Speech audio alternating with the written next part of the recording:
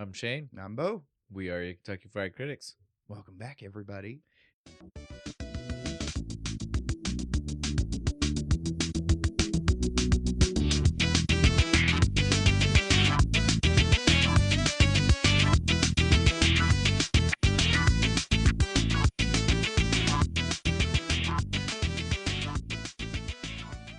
Here we are, another episode.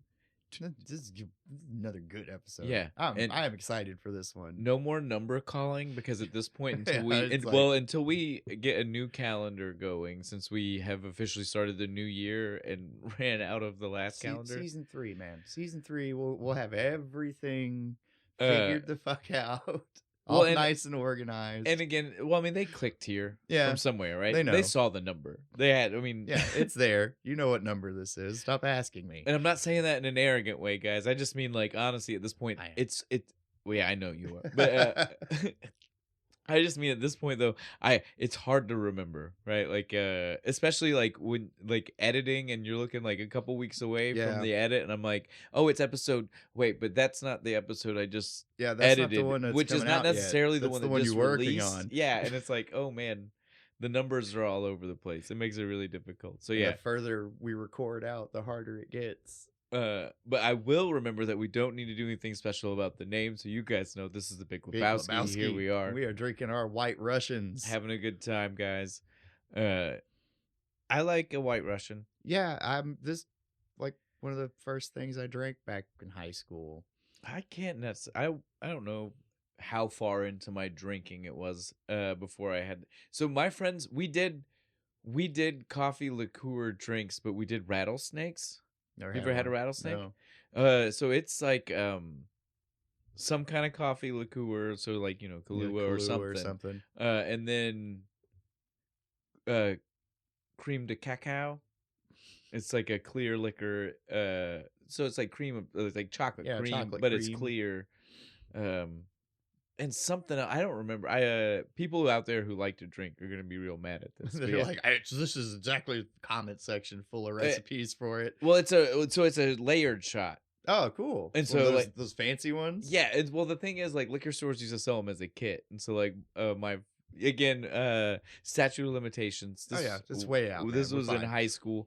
My friend's brother we all drank a lot of coffee already as teenagers, and so he was just like, I'll get us rattlesnake mixes, we'll drink and it just became it became the like standard drink for us. Nice. Not like party or anything. If it was just like the 5 of us hanging out this that is night. The D&D drink. We're sitting there sipping on our rattlesnakes. Yes, dude, that's exactly what it was. And so like I'm not the only thing that's different about this is that like everything that made that one creamy was still some kind of booze, right? Like, so it might have been like some kind of Bailey's or some kind of like, there wasn't any like just cream or so everything everything, but that's like the only different, and it wasn't vodka, so it was all liqueurs, I think, in that layered thing. So again, it's like brown, it's like brown drinks, clear, and then the white on top is how it was. Don't ask me why it's called a rattlesnake, because again, it's like sweet it's just like this, a sweet coffee, so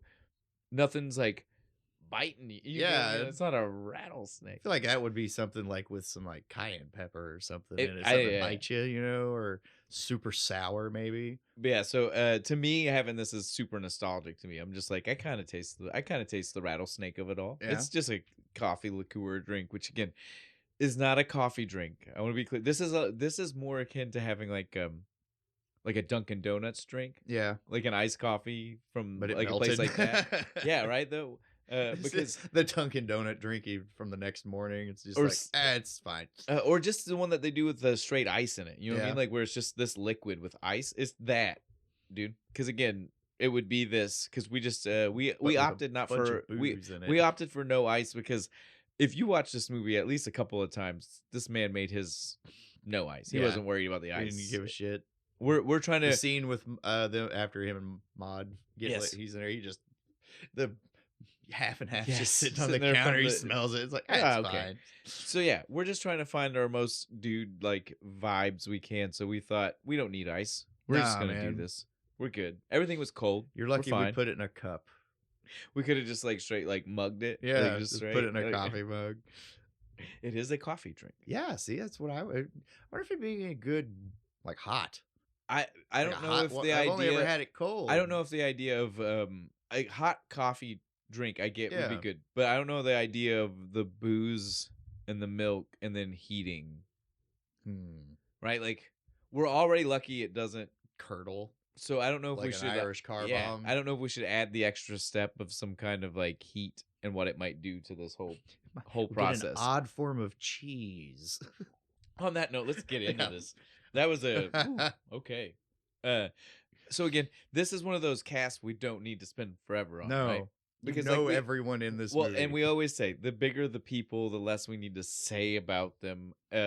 Some of these people are people that Steve Buscemi has come up enough times that even though we say we don't need to talk about them, we've talked about him and we've said probably everything we need to. Look back on any movie Steve Buscemi was in that we've done before, and you'll probably hear our opinions on Steve Buscemi. And other movies he's been in. It does. The further we get into this, it does kind of make it fun, right? Like to where like we can save ourselves time because we do like to do this tiny because it stops us when we don't do this research. We'll dead stop and be like, oh shit, who the fuck was that guy? So like I know we've got some fans that they love this section, and I want you guys to know it's totally by accident. It's because if you go to the very early ones before we ever did it, we would there would be some. You never got to hear them, but there would be long pause points where we would either actually look it up or not look it up, but spend forever staring at each other, kind of being like, should we?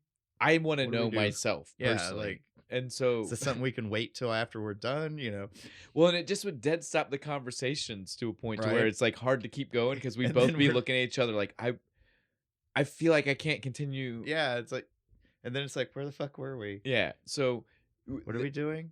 Where am I? While I appreciate that everybody enjoys it, it is fun when we don't have to do it because we've done it before, and we are starting to do enough movies. I mean, we've been doing this for a while that there are a lot of people that we can just say, I'm sure if you want to hear our opinions on this guy. I've covered this director before. I don't like him. This actor, this person, the sound, this composer. Like, I mean, we've said a lot. We try and get everybody important. So we've said a lot about a lot. And so these guys are all people that probably we've said something about. And if not, I'm sure at some point we will be like, oh, I have to say something about this right now. Today, not going to be that day. Most of these are big enough people. You know what you've seen them in. You know you have seen them. You've seen them in something. But we will run down the names just to get it done. So we've got the dude himself, Jeff Bridges. Kind of love the Bridges brothers. Him and Bo. Good guys. Bo Bridges, my dude. Right? General Landry. Yeah. It's Stargate reference for all the true fans out there. He was a good replacement for Don S. Davis. I thought he did really good.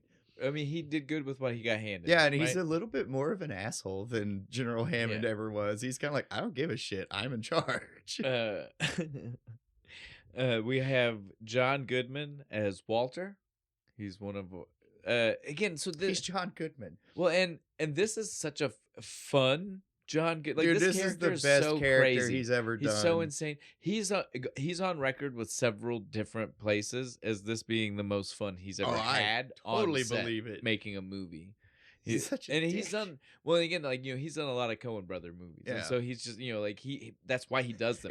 He has fun on all Walter, of them. The dude from Brother We're Out There, the salesman guy, the Cyclops. Yeah, because he's got the eye patch. Yes. Yeah. No, he's good, dude. I love John Goodman, and again, he's always great in the Coen Brothers movie. Dan and Roseanne. Yeah. So we character so good they resurrected him twice. You got to do something. I mean, you can't just let him be gone. I'm just saying. So we don't need to say anything. You know who it is.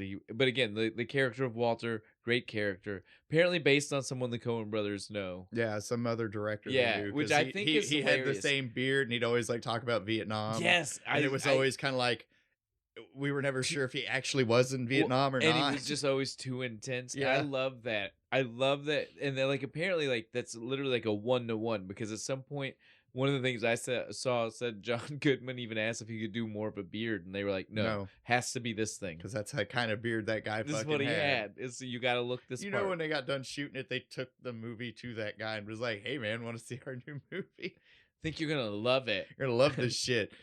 Okay, it's good to know that they've got some spite in them. Right. You know what I'm saying? God bless you, Coen Brothers. They exist out of spite, just like the rest of us.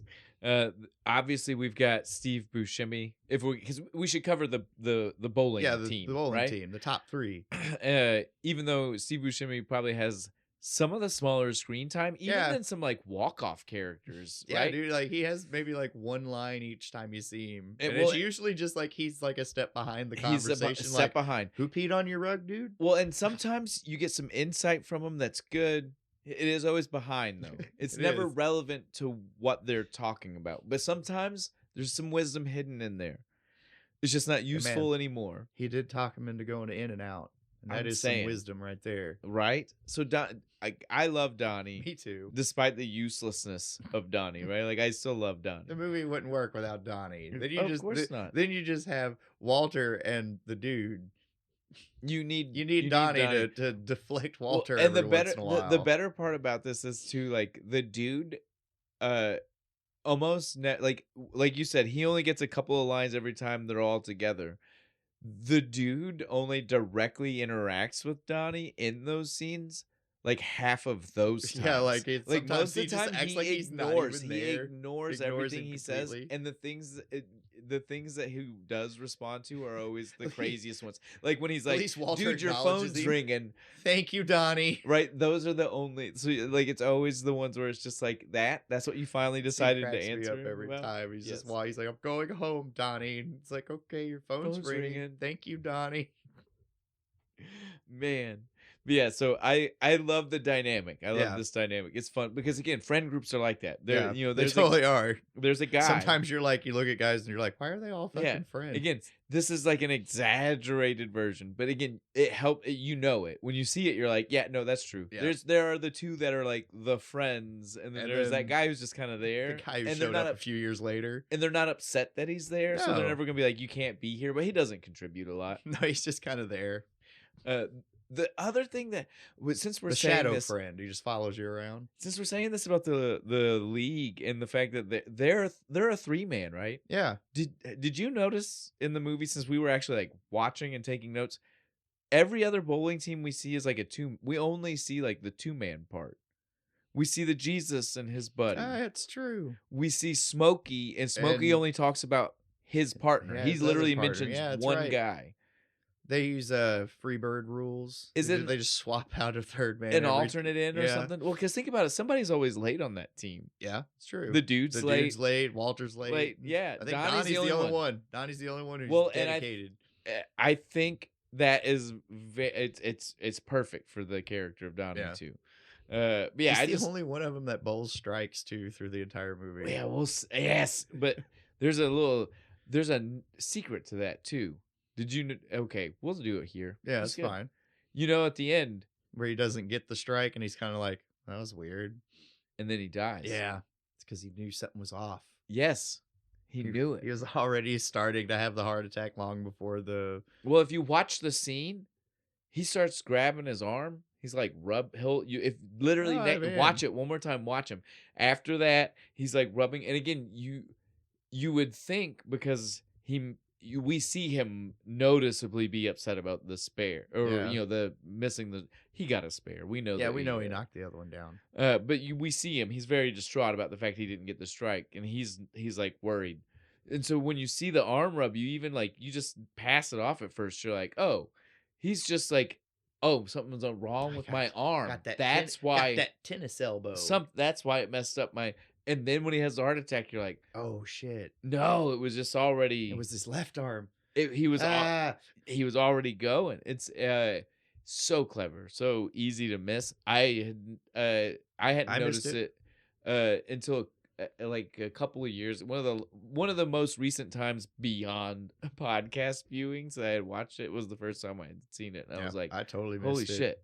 I just noticed that he's like this is the first time he actually misses a strike in the entire movie. In the whole movie. Okay, before we get to the start, because that's exactly how we start. So. Yeah, let's start with some bowling. We still got to name a couple other people. So we have Maud Lebowski, Julianne Moore. Again, Julianne she's Moore. Been on the show before. Yes. Well, and like we said when she was on the show before, you know her because she was also the person who took over in the Hannibal Lecter series. Yeah. So, no more Jodie Foster when you saw the second time and you were like red hair. When you saw the second one and you were like, wait a minute, she looks a little bit different. It's because it was Julianne Moore. Okay, guys. So again, like I said, you know who we're talking about. Jodie Foster got taller. How'd that happen? Then we have the Big Lebowski. Again, the Big Lebowski is not the dude. The dude is the dude. The dude is Jeff Lebowski. Well, they're both Jeff Lebowski. I feel like that guy would want to go by Jeffrey. Well, but my thing is the dude doesn't even want to go by Jeff. No, or Lebowski. No, it's the dude. Is the Anytime dude. He has to tell somebody their name, he starts to be like, but the dude's fine, Yeah. So again, my thing here is like, obviously the Big Lebowski can never be referring to the dude because the dude hates the name Lebowski. Yeah. So why would he ever be okay with being the Big Lebowski? Very beginning of the fucking movie, almost. So, but the Big Lebowski is the elder Jeffrey Lebowski. I guess the guy in the wheelchair. The guy in the wheelchair. Well, again, we all know Winston who we're talking Churchill about. looking motherfucker. Yes, that's what they want you to think. It's so reminiscent. It's outrageous. I feel like he played Winston Churchill. If he didn't, he should have. Right? Is he still around? Is it too late? Can we get on that? I don't look that up in the research because you don't like me to tell you things like that. It makes me sad. So don't ask me those questions, Bo. Don't ask me those Everyone questions. in film land lives forever. That's the whole point. You can always turn them on and see them again. Yeah. See? Exactly. On that note, Philip Seymour Hoffman. I'm sorry, but that's God damn it. That's just the next person we had to say, dude. I didn't mean for it to happen that way. It just happened. Yes, I'm so upset now. So this is the Hoffman. This is a very young Philip Seymour it is. Hoffman. I forget every time I watch this movie. I forget he's in it. I'm just like, oh shit. I forget that Bunny is Tara Reid, so we both can be on this forget train because again she's on it so little. Yeah, this is like before American Pie. This is early. Yeah, this is 98 for this. So yeah, it's way back. Yeah, I was young when I saw this because this was when Showtime, the movie channel that is Showtime, was early, and it still did a lot of like Sundance and like Independent and like this and that, and so like. This was early. They got this way early. They showed the hell out of it. They used to play the bowling part, the second dream sequence. The bowling dream sequence. Yeah, I can't. Whatever. I've got the name is in my notes. When we get there, I'll what it says the name of it, whatever it is, because it's a full music production. They used to play that on Showtime in between movies, like the actual music video that it is, nice. Right? Like it would just play this whole fucking dance number. Dude. Got that dude going down the stairs, man. I loved it. Fucking Jeff Bridges had such a good time filming this thing. He's got such a big smile on his face. Yeah. So I saw it's this the only time in the movie he's clear faced, like he's not doesn't look stoned and shit. He's just kinda... So I saw this young enough that like I remember a whole lot about the movie. So the Tara Reid thing is definitely before she was in anything else because I'm having those nostalgia from like young before I saw her in anything. I know you when I'm watching American Pie. See, exactly. Like it works it's the other way around. You're the whore from Big Lebowski. I remember you. Well, and that's the other thing. Like, she's not in that much. No, really. Not. And like when you see her, it's three weird. Scenes. And when you see her, it's usually like at a funny angle and shit. Like she's like down. Yeah. She's not usually a weird scene with her foot. Yes. So you get what I'm saying? Or she's driving the car really fast at the end. There are very few still shots like directly on her, and she's super. The last scene you see her in, you don't even see her. She's kind of running around naked in the background. It could have been anybody. Yeah, probably wasn't even her. It was an ass double. But yeah, so again, like I always forget that. You always forget Philip Seymour Hoffman. I do too, but not to the extent like it's like I always like. Sometimes I'll think about the elder Lebowski, and I'll instantly be like, oh yeah, Philip Seymour Hoffman, because I almost want him to be the like again. He's like in some of his later stuff before he passed away, he was almost rocking the look where he could have been the elder Lebowski. Yeah. And so I think that's the reason I still make the connection, is because like in my head I still remember those scenes and he's still standing in them. Right? He's standing in the background. Dude, complete blank. It's just like I'll be watching the credits and I'll see his name and I'll go, oh yeah, that's right. Now, a person that I definitely never remember that they're in it until I watched the movie, because I didn't watch a lot of the things that he's famous for until after they had been on TV for a while. So it's Mark Pellegrino. And if you don't know this guy, it's because he usually plays, he's on the kind of shows that have big fandoms, but are not necessarily like he's not like the main guy. Well, he's not the main guy, and it's not a show that having a big fandom doesn't necessarily mean having the most viewers. Yeah, that's right. It just means having the most diehard viewers, right? Babylon 5 has a huge viewer base.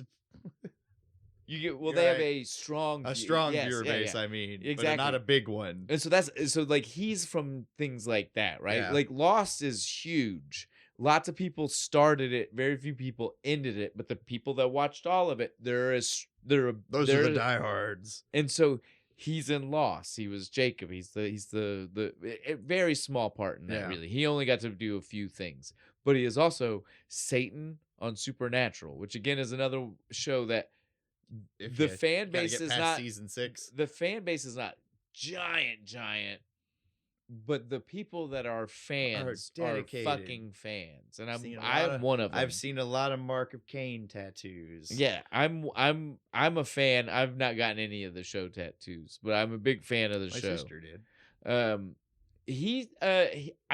want to say Mark Pellegrino does the first Satan in maybe season 5. It's before Kripke is gone, just barely though.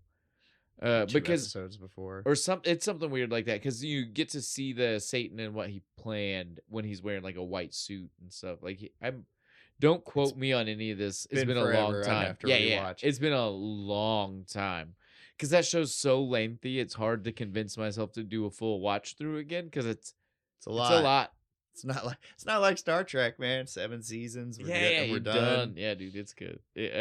This is a lot. But so yeah, Mark Pellegrino though he's just a random throwaway thug in this, dude. He's not even somebody big, right? He doesn't even get a name. At least Wu got a name. He's just blonde guy. Yeah, but is Wu actually his name? Because when the first time the dude throws it out, have we seen him get told that by any credible source, or did he just throw it out himself? Did he just call him Wu? Yes, we'll get there. We'll get there. But yeah, I don't know if it. Racist. I'm pretty sure in the credits he is still in the credits. It's Treehorn Thug 1 and 2, so he is still. So he's just being racist. Yes, Wu is not his credited character name by any means. It is a that came from the dude type of name. Could have been worse. Could have been like fucking Ching Chong over here. I agree. I'm not saying. But I mean, okay. Let's just move away from. Let's go backing carefully away from. the racism. we only have 2 more people that I think both of us want to mention, and so I'll mention my favorite. They're both nihilists. I'll mention my favorite, which is Flea. I love that Flea is one of our nihilists, especially because we just did Back to the Future not too long ago.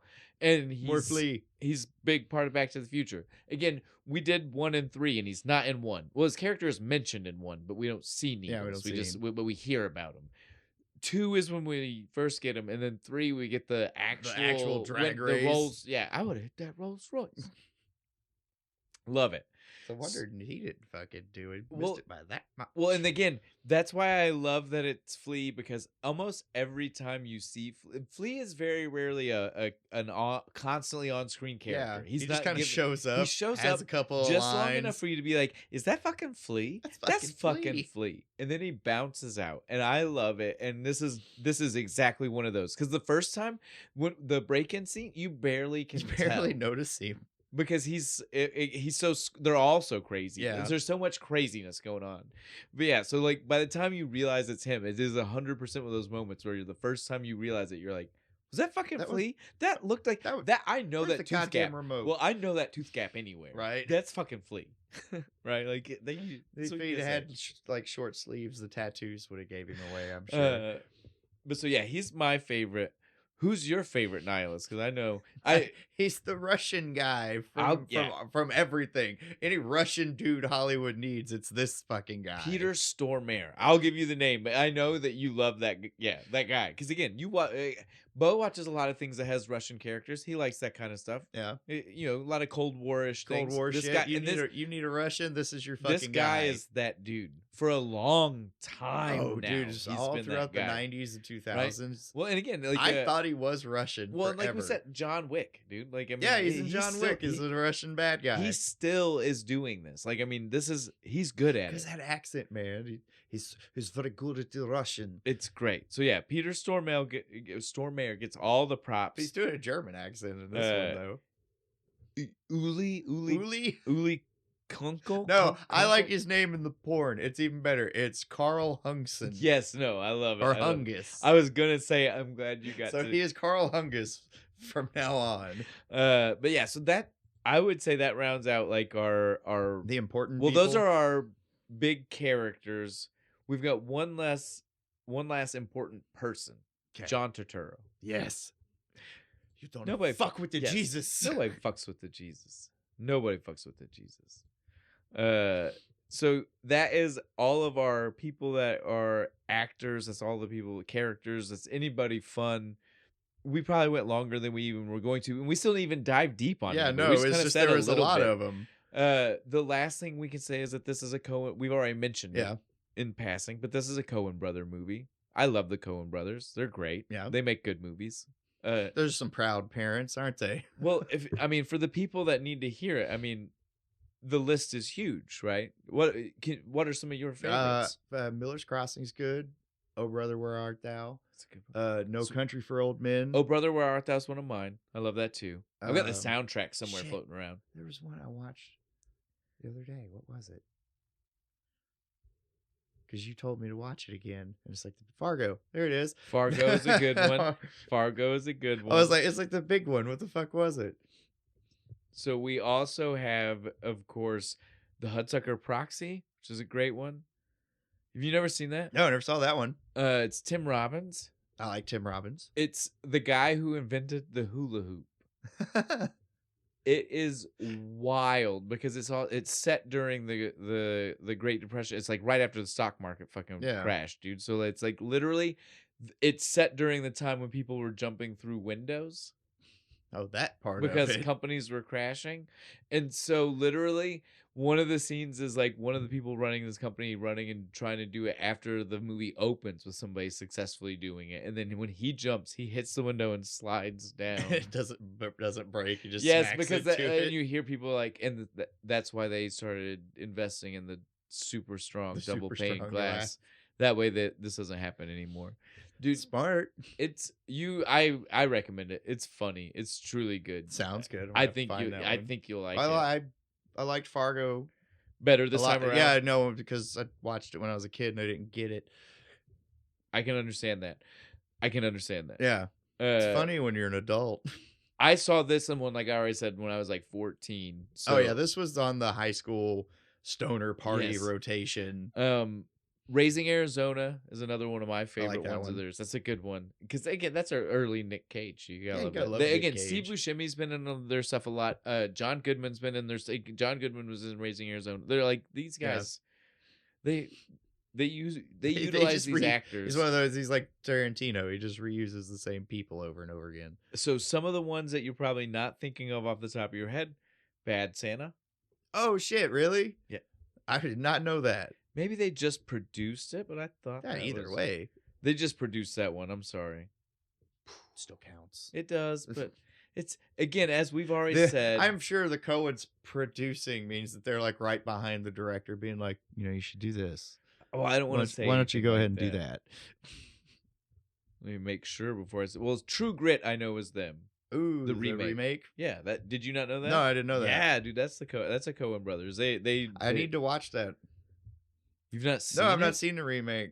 Oh, stop, dude! It's good, man. Again, if you like the original, you'll love it. The dude. original. Jeff Bridges does Jeff Bridges. I don't know why I haven't does a great job. That. Yeah, dude. That's you're shocking me. Yeah, because it's good. I'm just like I'm over here. I'm like, it's checking all the boxes right now, dude. Again, it's a Coen Brothers. Jeff Bridges. You love the original. It's dude. Like, come on, man. You should. You need to check it out. Fucking Matt Damon in it too. I don't even. Yeah, I think so. I think it does. I need to watch that fucking movie. It's good, dude. Okay. Back to some others. So again, since that one was good, I need to make sure you know some of these other ones. The Lady Killers. Have you ever seen that one? The Lady Killers. Sounds familiar. Tom Hanks is like sweet Southern Kentucky Colonel type guy. He literally looks. They're robbing a bank and it's set in the. Nope, don't know that one. Oh, you should see it. You'll like it. I like Tom Hanks. It's good. It's funny. He tries to rob a bank. Okay, man. I got like the next week's worth of movies fucking covered here. The last one I'll say that I which is one of their more recent ones that you should definitely check out. See, this is producer. Let me double check. But the Ballad of Buster Scruggs. Have you seen that? Oh, I've seen clips from that. It looks funny as shit, dude. It's good, dude. It's really funny. That's another one of dude. You need to. Yeah, that's the one I saw. All right. TikTok shorts or whatever the fuck they're called. I think though we've proved our point. I don't think. I mean, there are Coen Brothers are great. Yes, there are more, and I don't even need to do it. Like they are again. I'm not trying to downplay any of them. There are other giant we got like 30 minutes of us putting them over, man. I don't think we downplayed shit. Yeah, we could be here all day, so we don't need to do any more on that. On that note, we are just done with that. We can just get into the movie, right? Like the movie, like we already said, it starts off great fucking music scene. It starts off with the singing cowboy. Yes, shit, really cracked me up because literally like Back to the Future 3, we were talking about the singing cowboy. I love it, dude. This movie is all about tumbleweed. Going through. It's all about the songs like this too, dude. And you, most of the time, well, I think every time. So I would have to go back and actually pay attention to where that song might be coming from. But every other song in the movie comes from a music source. You know, like it's not like a. It's not. I feel like it's not floating soundtrack. It's literally like.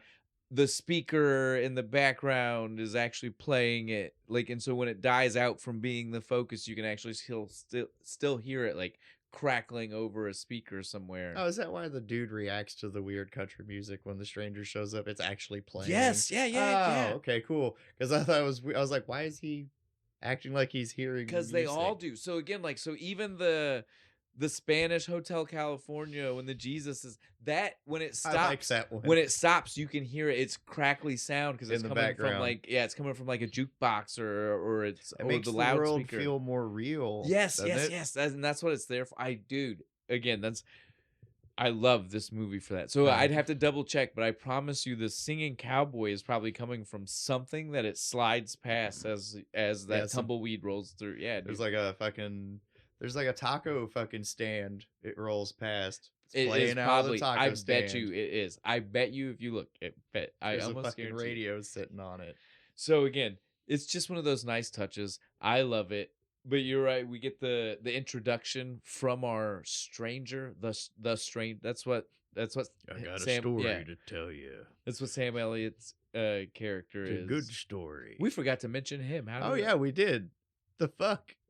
We had Sam Elliott's in this movie too, with the full the one you want, glorious mustache, the one you want. None of this robbing us of a mustache and stuff. I mean, this and it's the mustache. It is the mustache. It's like you can't even see his top lip. Yeah, and so again, like I can't believe we did that, but he is our narrator / guardian angel / We'll get into this because every time we see him, he like slides a little bit more like. Ethereal information. I know what's about to happen, kind of shit. Or I've got extra knowledge about things that have happened that I shouldn't. And he does just kind of appear out of nowhere. Definitely, he is something, and I've got theories. There's theories abound. I think about this guy. Not even just me. I think the short, just the strangeness of the stranger. I like it. I'm down.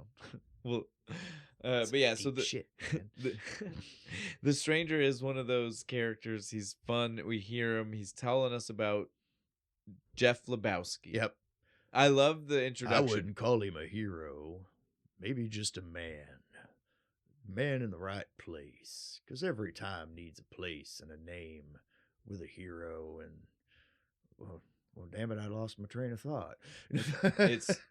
I got this exact quote because I love it. You're good, dude. It cracks me up. He's just like, I lost my train of thought. What the fuck was I talking about? Sometimes there's a man. He's the man for his time and place. And that's the dude in Los Angeles. Because that's how he says it. Yeah, Los Angeles. I love it. One of those like hint at things from him is when he tells us Los Angeles. I've been there. Say it's the city of angels. I don't think it was that. Nothing about that, right? And almost like he's an angel, or he's at least seen angels. He's actually been to the city of angels, right? Like a real city full of angels. Like again, like there's these like subtle winks and nods and like mentions of the Old West, not just because again they're in California. He's the dude of the Old West. That's my theory is definitely that is like he's like he told us there's a man and he's the man for his place and time. Yep. The dude is the man for Los Angeles in 1990 something. We'll just leave it as a 19 something. And so Sam Elliott is the dude. Well, the man. The man. We gotta be careful here. The dude is the dude. Yeah, the dude is the dude. Sam Elliott would be the guy. The man for his particular place and time, which was somewhere in the Old West. That's the sequel, dude. We do like a prequel. We get the strangers, fucking weird, crazy. Fuck, dude, I would be so down Western for that story. I would be so down for that. And Sam Elliott's still fucking alive. We can do it. Let's go. Well, again, if he's an angel now, we don't even know what age he was when he died. Yeah. We could have picked any age to be. Exactly. It all works. All works out. It'll be totally fine. Coen Brothers, get on it. Drop whatever project you're doing right now. I want my Western Big Lebowski sequel, prequel. As we get this roll in telling us all of this about him, we see the dude. The dude. Right? He's gotta go buy him some half and half. At Ralph's. Yes, gotta love this. He's just rolling in. He's got like the fucking like robe, boxer shorts. He opens the carton and drinks it in the aisle. He's a very slovenly lad. He is. In case I think we might even skirted past it. He is Jeff Lebowski. We gotta give that full name. Did we say Lebowski. that? He is because it's important to the story. He's another one. Yes, he is Jeff Lebowski, but he doesn't. That was his parents' name. Yeah. Right? That's what they gave him. He goes by the dude. The dude. Only the dude. And so all of this stuff in Ralph's getting the half and half is for us to... It's all during this intro. It's just like we're getting this like this crazy dope like he's not a hero. Right. And he's just kind of waddling in to get fucking milk. Wearing his gel sandals. Yes. Those are apparently actually Jeff Bridges's. Yeah, most of the wardrobe I heard was he just wore shit from his house to set. I love that, and I love that specifically these fucking gel sandals. Fucking cheap ass. I remember these shoes. He still wears them. Does he really? Yes. They've not broke. He still wears them. Nice. Okay, we gotta go back on this. But yeah, so we see him. He writes his check to a check to get his half for and 69 cents. Jeez, man, that's rough. Even in 1990 something, that's rough. He got a whole like half gallon for 69 cents though. But yeah, all this was just that way he could get home, have himself a nice white Russian, so he can go to sleep. What happens as soon as he gets in the door though? Fucking guys, dude. Fucking thugs. Dude grabs him in a headlock and just drags him to the bathroom. Throws him into the toilet, dude. His poor half and half. It just smashes all up against the fucking wall. And it's over him. It's so in the toilet. I love how much of that had to have gotten like accidentally into that toilet during that smash scene. It was just coming up, white water coming off of him. Where's the money, Lebowski? I love the sarcasm from him. I mean, it's down there. I'm gonna need another look. I love it, dude. He is so fun. Like nothing bothers him. The dude. He lets it all just slide right off of him, dude. It's good. They're just interrogating the fucking like they want their money. You know what we're talking about. Bunny said you'd have the money. Bunny said, "You have the money Who for the us." fuck is Bunny? You know, your wife. My wife. You see a ring, man? I mean, the toilet seat's up, for Christ's sake. While that conversation is going on in the background, the way this was shot, you can literally see the guy, the other thug, peeing on the rug, just going. Just like, this is what happens, man. He goes, he's like, ah, man, come on, not the fucking rug. God damn it. Like, fishes his sunglasses out of the toilet. Really pulls the room together, man. Right? Really pulled the room together. Those thugs don't care. And after he pees on the rug, you're like, wait a minute, isn't this guy supposed to be rich? Oh, yeah. Does he look rich to you? No, he looks like a bum. He looks like, right, or whatever. Like, hey, at least I'm fucking house trained, man. Oh, dude, it's so good. With two guys that could have just laid into him for him to still be throwing that kind of shade. I loved it, man. It was so good. And they're just like, you're Jeff Lebowski. He's like, nobody fucking calls me that, man. I'm the dude. The dude. Don't you know? And they're like, fuck, this is the wrong guy. This isn't the Jeff Lebowski. You hear the one dude when he was leaving, he had the gall to be just like, oh, thanks a lot, asshole. Fucking wasted our time. Mm-hmm. The dude just sitting on his toilet wet, has his sunglasses on, like, motherfucker. And then the credits fucking start going. The dope mini music video credits. I love that. That's what, like, this movie has a lot of dope music to start with. There's just good. The soundtrack is awesome. And we go through the whole, like, the bowling alley. But the fact that we get this and other what are legitimate music videos. You can go look them up great. On YouTube. Yes. They'll just have those sections. It's awesome. And this one's the first one. They had to do so much special shit to get all these different, like, effects when they're doing all these different, like, bowling scenes, like the weird, like, following mechanics in this one. Later on, it's in the bowling ball thing. Shit. They did so many cool tricks to make all of this work. That's like an hour documentary right there, just on how they did the effects for this. Yeah, it's so fun. It's our way to roll into the fact that they're. Well, no, we saw that he was a bowler already because it's one of my favorite lines. It's when he has the bowling ball. What's this? You're clearly not a golfer. Again, sorry, I had to say that because we love the smart aleck. Yeah, that was one of the best smart ass lines from him.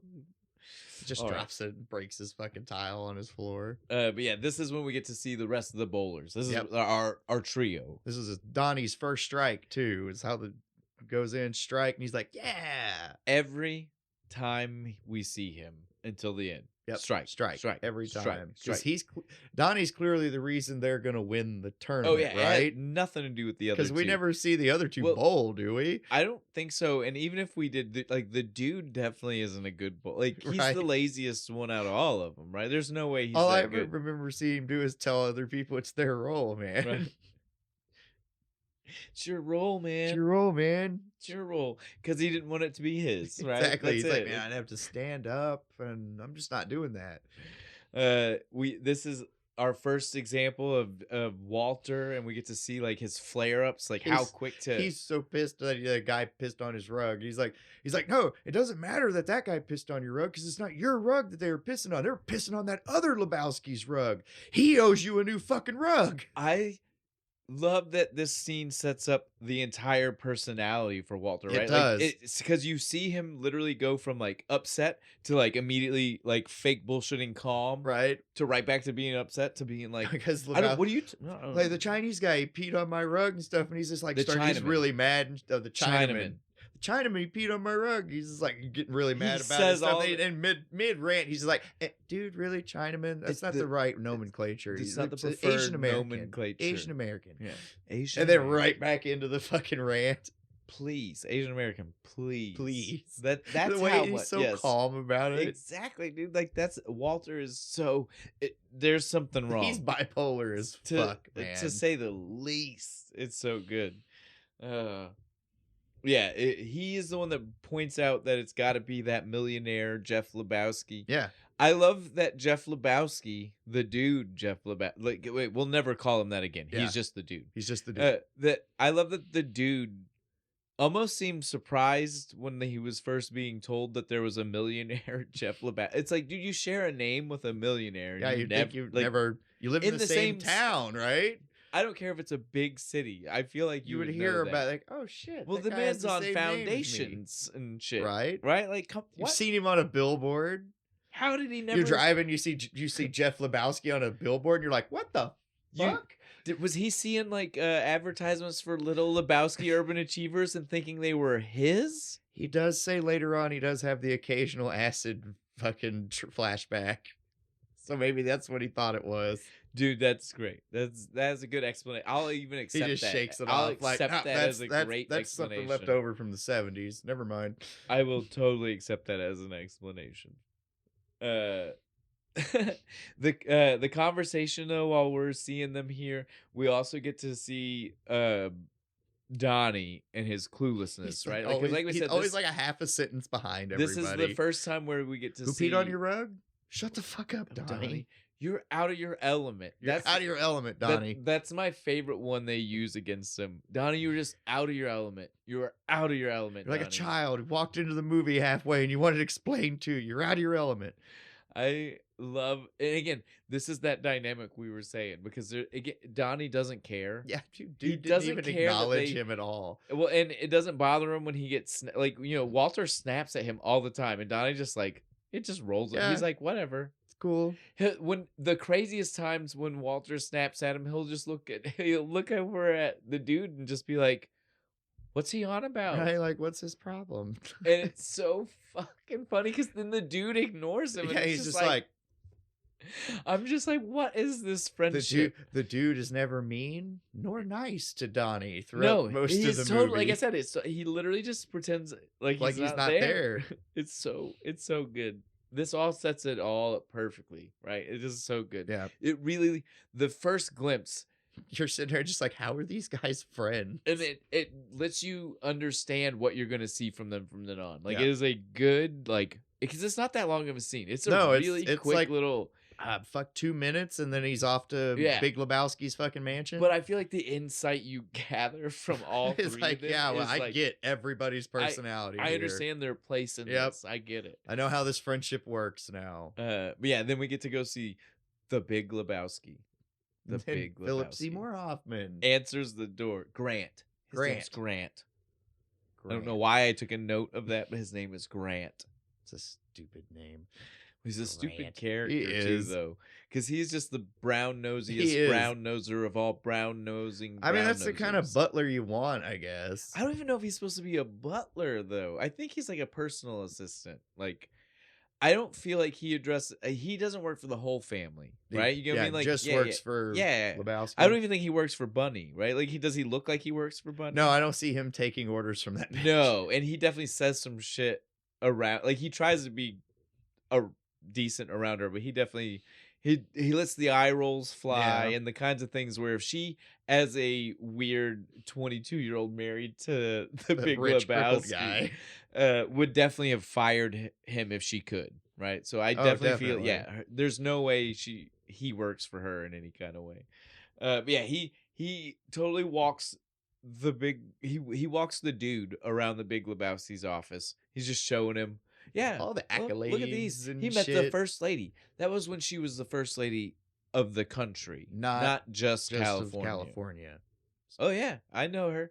Decent lady. And I was like, the dude is a pothead. He would not have liked the Reagans. No, he would have been like, they were not good. He's like, I probably protested one of their things once. I'm sure they were nice. They didn't arrest everybody. That's his take on it. I could totally see that being it. She was nice. She didn't throw us in jail. I love that it seems to me like Grant doesn't even understand why the dude is here. No. Still. He's still nice about it, though. He's nice about this whole thing.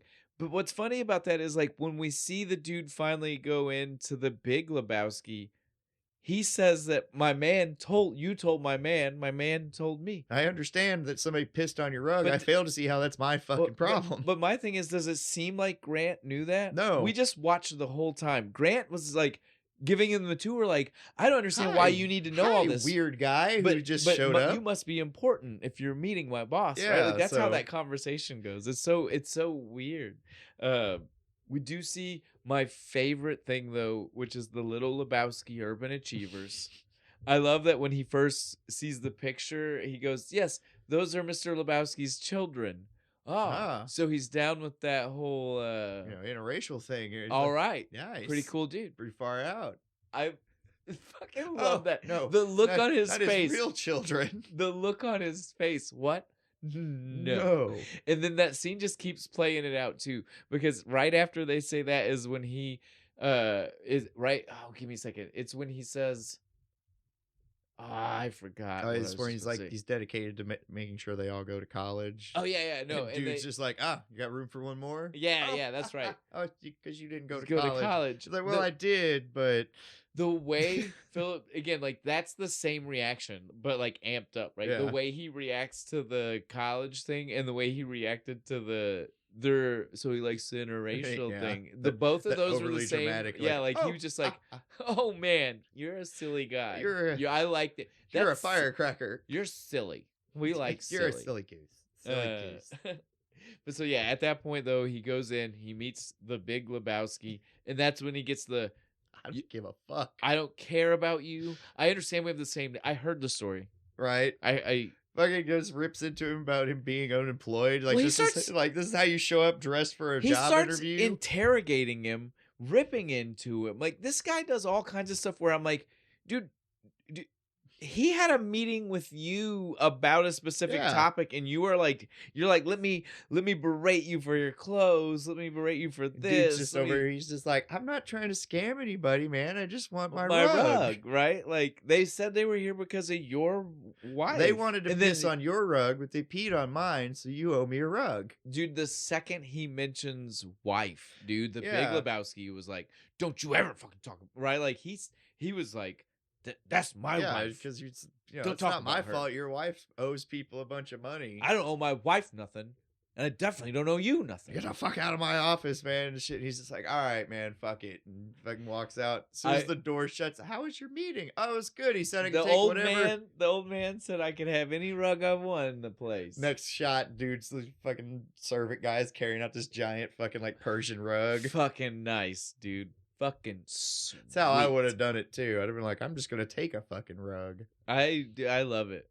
One of the things that is important that you start to notice in the movie is that during the conversation with the Big Lebowski, the dude shows us something that he does throughout the rest of the movie, and it's a funny ass character trait, is that he steals pieces of dialogue that he hears from different places, right? Yeah. So the George Bush thing that he heard when he was buying milk was this aggression will not stand. And then he says it while he's in the office.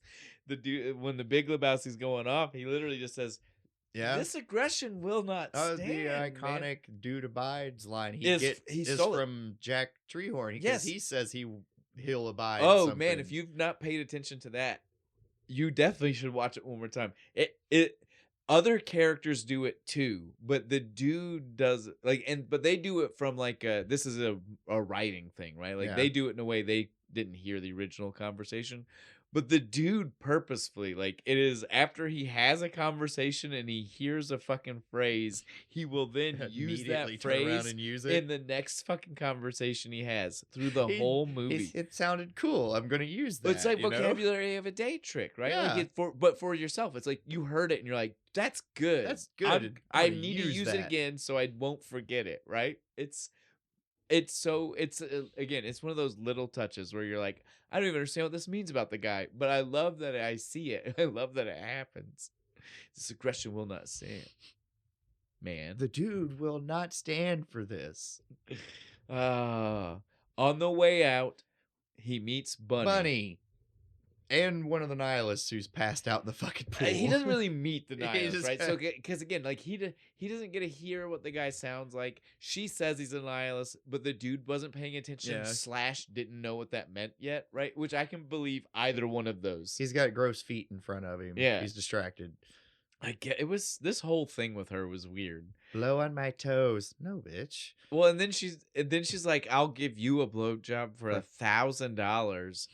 Grant can't watch unless he pays $100. Dude, $1,000 today would be outrageous. $1,000 in 1990 something? Yeah. Question mark. Would be super insane. No thanks.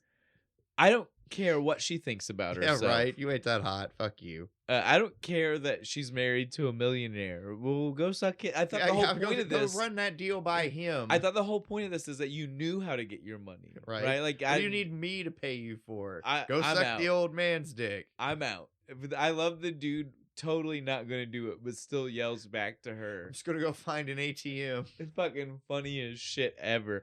Grant panicking like it was serious. Grant was like, no, just go. And it was like, dude, Grant, if you can't tell that man doesn't have $1,000, he paid 69 cents for half and half with a post-dated check. Just wait a year before you cash that. All right. Yeah. So again, it's so funny. It's so outrageous. But he got a rug. He got his fucking rug. And that is all that matters. When we leave this, we get to go to our first bowling match. Yeah. Match. I don't think the first time was a match. No, because they're just in regular clothes. Now they're in they got shirts. Yeah. Not matching though. No, I do think it's funny that they're never in matching. Different bowling shirts. Yeah, well, and they're not Walter theirs. has to have his tactical vest and shit. I think Walter is the only one you see have one that says Walter, but not all of them do. Just one. Everybody else, like the dude and Donnie, none of theirs ever say their names. There's no dude. There's no thrift Donnie. Store down the street. That's they dude, just 100%. Bowling shirts. That's 100% what I think, dude. They literally Sharpie. They are like they're those people in the league, right? Fuck the whole league's like, God, I wish we could get rid of these guys, because even they make the rest of us look bad, right? We take the league picture, right? And everybody in their nice shirts, and you got these three slobs. Well, because again, this is the time to even mention it, because this is Smokey, right? This is when we get Smokey over the line. So Smokey and his teammate again aren't in like matching bowling shirts, but like they still look like a team. Yeah, like, when and you see Smokey the wide has shot, Smokey on his shirt. You're still like, oh, these guys are legit. But even Walter and them are not. No. Walter shows. This is when he shows up late with the Pomeranian. With the dog. Like, how serious are you if you're showing up with a Pomeranian at the fucking bowling alley? It was his ex-wife's dog. His ex-wife's dog. And he has to watch it while she's off, banging her boyfriend in Hawaii. Because he's just nice like that. The dude was even like, that's some fucked up shit. Like, dude, what I wouldn't have done. I told her kiss my ass. You're insane, Walter. Yep. And then literally, I love that your one step over the line shit came from Walter deflecting being angry at the dude, right? Like, the dude was calling him out on his bullshit about the Pomeranian, and to dodge that topic, Walter was like, Smokey, over the fucking line. Smokey, the coolest hippie ever. Yeah. He stayed so calm through bullshit, all of man. that. It was 8. Mark no, it's it 8. 0. It's gonna be fucking 0. It's not. There are fucking rules here, dude. It was 8. Give me the marker. I'm gonna do it. He pulls the fucking gun out. You're in for a world of pain. This was so. You ever heard of Vietnam? This was fucking hilarious to me. Like, not even what's happening in the foreground with those two. It's the little thing with Jeff Bridges. If you watch the dude while it's going on, because Smokey tried to take that marker, right? Yeah. But then like the gun comes out, he lets go, and then like Walter says, mark it 0. He wasn't talking to the dude. You can see it. He was talking to Smokey, right? Yeah. While that's happening, if you pay attention, you can literally see that Jeff Bridges is just like handing the marker without looking at him to Smokey. Like, dude, you might want to take this. You might want to fucking do that. He's serious. But again, with that classic, like we've already mentioned, like no care look that he does. Kind of like, hey man, like the dude doesn't think it's a fucked up situation, but he is totally like, you're gonna need this, bro. You're gonna get shot, right? Like totally unaware of the situation, being as volatile as it is. He racks the fucking bolt, babe. He's ready. He's like, you fucking mark it 0. Oh, there are rules. Am I crazy? Somebody give a shit about the fucking rules. Then he immediately starts to calm down. Dude, they're calling the cops, man. Well, I'm just saying, right? Like that's when he calms down. I'm just saying, right? No, do we not live in a? Am I wrong? Do we not live in a land of rules? Am I wrong? Right? They tell me I'm wrong. Right? We literally follow the whole thing straight out to the car. They're still arguing about it. He's like, no, your problem is you're an asshole. He's like, no, I'm totally calm. You pulled a gun on somebody. I'm calmer than you. Are we going to the next round? Are we going to the next round? Yep. Yes. See, then what's the problem? I don't understand. you need to calm down. The police showing up in the background. They're still just kind of like, man. Dude, the dude looks over his shoulder. He clearly sees the lights and doesn't panic about it. Well, he's just again, like, it's the same disinterest he just had before when he handed the marker. Like, he's totally just like, look, this is just the shit, man. Like, I don't think it's good or bad. This is just what's happening. That's just what's happening, man. Same thing with the cops. He was like, well, we got away. They're not paying attention to us right here in front of the building. Right. I guess we're just gonna. Again, they had to have seen us walking to the car. Didn't peel out. He wasn't like, we need to floor it. He was just like, he's still fucking having the "I'm calmer than you" argument with Walter, screaming in the car right after the cops got called for a crazy guy screaming. Again, no care in the world. These cops are terrible in this movie. They didn't pay any attention. I love these two though. Again, the friendship. Yes. The friendship here is very evident, right? They have to be best friends. You can only talk to your friend that way. I love this. We get to see him. He goes home. He's relaxing. He made himself another one of his White Russians, and he just is listening to the fucking voicemails. It's people complain. What was it? The first it was one Smokey complaining. He's going to call the league people. And he even says, "Tell Walter, man, no hard feelings, dude. But I gotta do this, man." And then next is the league people. Well, no, then it's Grant calling about the rug. But the first time we think it's about the rug, right? Yeah. But it's still not. But the way the conversation sounds, it's like it's about the rug. And then we get the league saying, dude, we heard somebody pulled a gun. And it's about this Walter guy. That violates a shit ton of like laws. We're gonna have to do some things and figure some stuff out. Yeah. Then the next one is when we get Grant again, and this time it's Grant just immediately.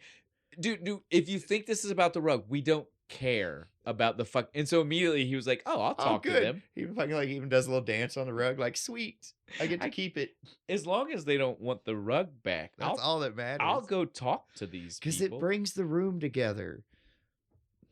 It's good though. I love that. The landlord shows up in between all of the phone calls, right? Like, he interrupts the middle of like listening to all of the voicemails.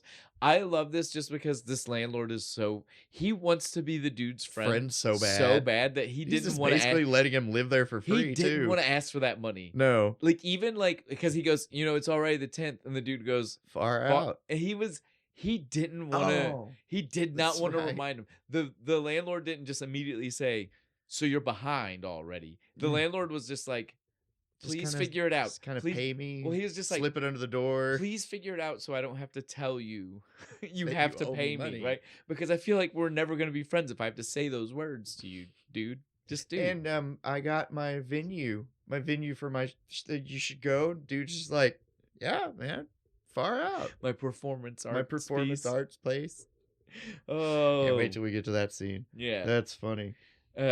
Once though, like we said, he got that voicemail about Grant. He was like, "I'll go see him." So we get to see him go back to the house. I love this. The dramaticness of this entire thing with the like dark opera playing in the background. Dude, as Grant walks him through again, he knows this house already. Yeah. He doesn't know it like the back of it. He's only been there once. But the way like Grant like walks him through the building this time, like it's like right. Like he's back this way. He's drawn himself, pushes the doors open, all dramatic. He's hidden himself away from the public. He's or also whatever, secluded right? in front of the fire, like Batman, with the music in the background. I swear, dude. What does it mean to be a man? Dude, just like a pair of testicles will usually help. The witticisms that come out of his mouth are always great. Yeah, at this point though, he's sitting in front of the fire, barely understanding why he's there, right? Because like you said, the dude is just pontificating about crazy. Not the dude, sorry, I said that and I was like, that's confusing. Yeah. The Big Lebowski was just sitting there pontificating about life and dread and loss. Strong men cry too. Right? I don't know. Strong men cry. The dude though is playing it off like, okay, man, all right, cool. Mind if I do a J? If I pulls a joint out of his pocket. Perfect, dude. Perfect fucking time. Like, man, this is some heavy shit. You mind if I get stoned first? Because this will definitely help me out a lot. It'll give me better advice to process this. And then the next thing they start telling him is they get too heavy, dude. Like, it's so funny. You see it on his face. Like, he's smoking and they're just like, and so Bunny was kidnapped and fucking runs off. And they left us this facts, as you can see. Dude, he's still smoking, but he's just like, the faces he starts making is just Jesus. Like, I'm not equipped for this right now. That's a bummer, man. What does this have to do with me? Well, it's funny, like, he's trying to read the simplest ransom note in the world, and they're talking to him, and he's just like, too much. Yeah. Stop. I can't do both at the same time. I need to read this first, please. Let me, please. And there's like misspelled words and shit in it. So funny. And they're like, we need $1 million in that's how serious this is. 20s. That's how serious this is. You have to help us. And he's still just like, I don't even still really understand why I'm here. He doesn't really get it until he's leaving, and he's like talking to Grant. Grant like gives him the breakdown, like, we're just wanting you to be involved because we think it could be the same people who stole your rug. Right? Because you said behind this? Because you said that they also mentioned Bunny. Yeah. So we just think it's a possibility, and the only person who can confirm or deny that for us right now is you. So you're going to be the money drop guy. Just wait. So we'll catch you in for 20 grand. Well, okay. All right. Yeah. Okay. I could do that. I could definitely do that. Yeah. Then we go to the bowling alley again. Yes. It's John motherfucking Turturro. Dude, this is the best. This is the Spanish version, Hotel California. Jesus. And he's like got the ball and shit, and he's licking it with his awesome fucking purple fucking suit. Well, it's a funny, nice drop for our later I hate the Eagles man. Yeah, that's true. Because it's the Eagles, and it's a man he hates. He does the hate Eagles, Jesus. Man. Yeah, well, the Jesus is like, even Walter says it at some point, right? Like, the Jesus is the closest thing that the dude we see has to a rival, right? Like, he is his bowling rival. But, I mean, I would say no other character is like his rival. They're all people that don't even know why they're fucking with him half the time, right? Like, if you really look at it, half the time these people don't even understand what the dude's part in. Why are you here? They're just like, well, I just know you're the person I keep getting told to talk to, so I'm here. And he's like, I don't understand why they're telling you to talk to me. So I'm just the dude. I don't get all it. the dude wanted was his rug back. Oh. Really tied the place together. It's. I love that almost every time it's brought up. That's what's said too. Somebody says it. Really doesn't even have to be the dude. Donnie and fucking Walter will say it. But yeah, so this is the Jesus scene is long. It is drawn out. He does a full, it's so like, funny. Dance he's fucking going to town. Like fucking, it's like a weird version of the moonwalk and shit. Like he's doing the backwards stance. Licks the ball. Then as soon as like the dance number starts to like die down is when we hear like Walter and the dude have their conversation about him. Yeah. I heard he's a sex offender, dude. Got arrested. No, I'm serious. Like when he moved into the neighborhood, he had to go around and tell everybody he's a pederast. What? Pederast. Shut the fuck up, Donnie. I absolutely love that. We never and then it cuts to the like he's actually walking to the street and he knocks on the door, that big dude and shit, and it's just implied that he got his ass fucking beat. The funniest part about all of this is we have no idea if it's actually true, right? Because Walter is not reliable. He's not. He's an unreliable source. He lies about fucking everything. But that creep can roll. Say what you want about him. I love that. That's what it comes down to. They got all this to say about him. That's all that matters. Your bowling game. That is it. These people are obsessed with bowling. I'm just gonna tell you right now, dude. 20 grand is a decent chunk of change. Yeah. But I feel like there's just more to this. I feel like maybe she like kidnapped herself and shit. Fucking Walter. Did you see Walter? He just goes. Well, no, it's so funny the way all of that plays out because Walter is on board, right? Yeah. And then as soon as the dude said it, because he said it like jokingly, right? Like maybe she kidnapped herself, but then he even then immediately starts being like, "Well, that might be right," because he says it. He says it, and he's like, "Well, because the rug peers."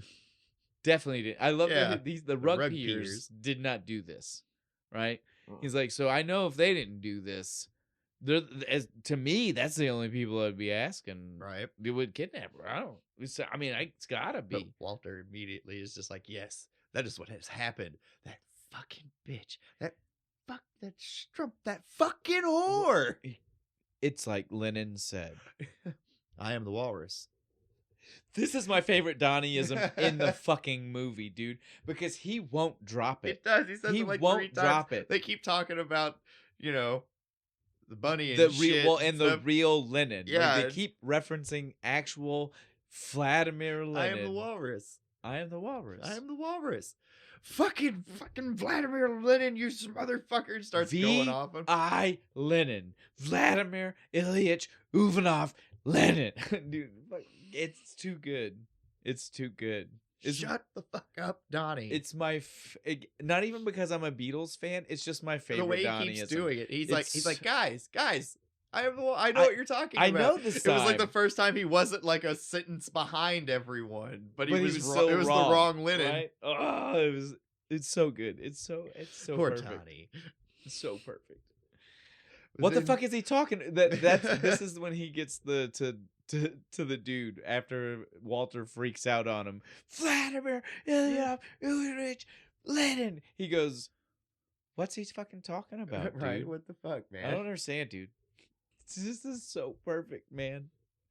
It's so perfect." But then Jesus comes up to talk to him about the tournament happening, right? First, we see him doing the ball. Oh, yeah, there's already shining their balls in the fucking thing.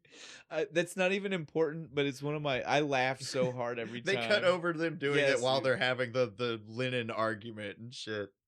Then he walks up, though. You're right. I'll let you get to I love this fucking shit. He goes up, he's talking to Walter. He's like, you try and pull your bullshit again? Try to pull a piece out here on the lanes? I will take it from you, and I will shove it up your ass and pull the fucking trigger until it goes click. Dude's just back here like... He thought that sounded Jesus. scary. And to me, it just sounds like, what? What?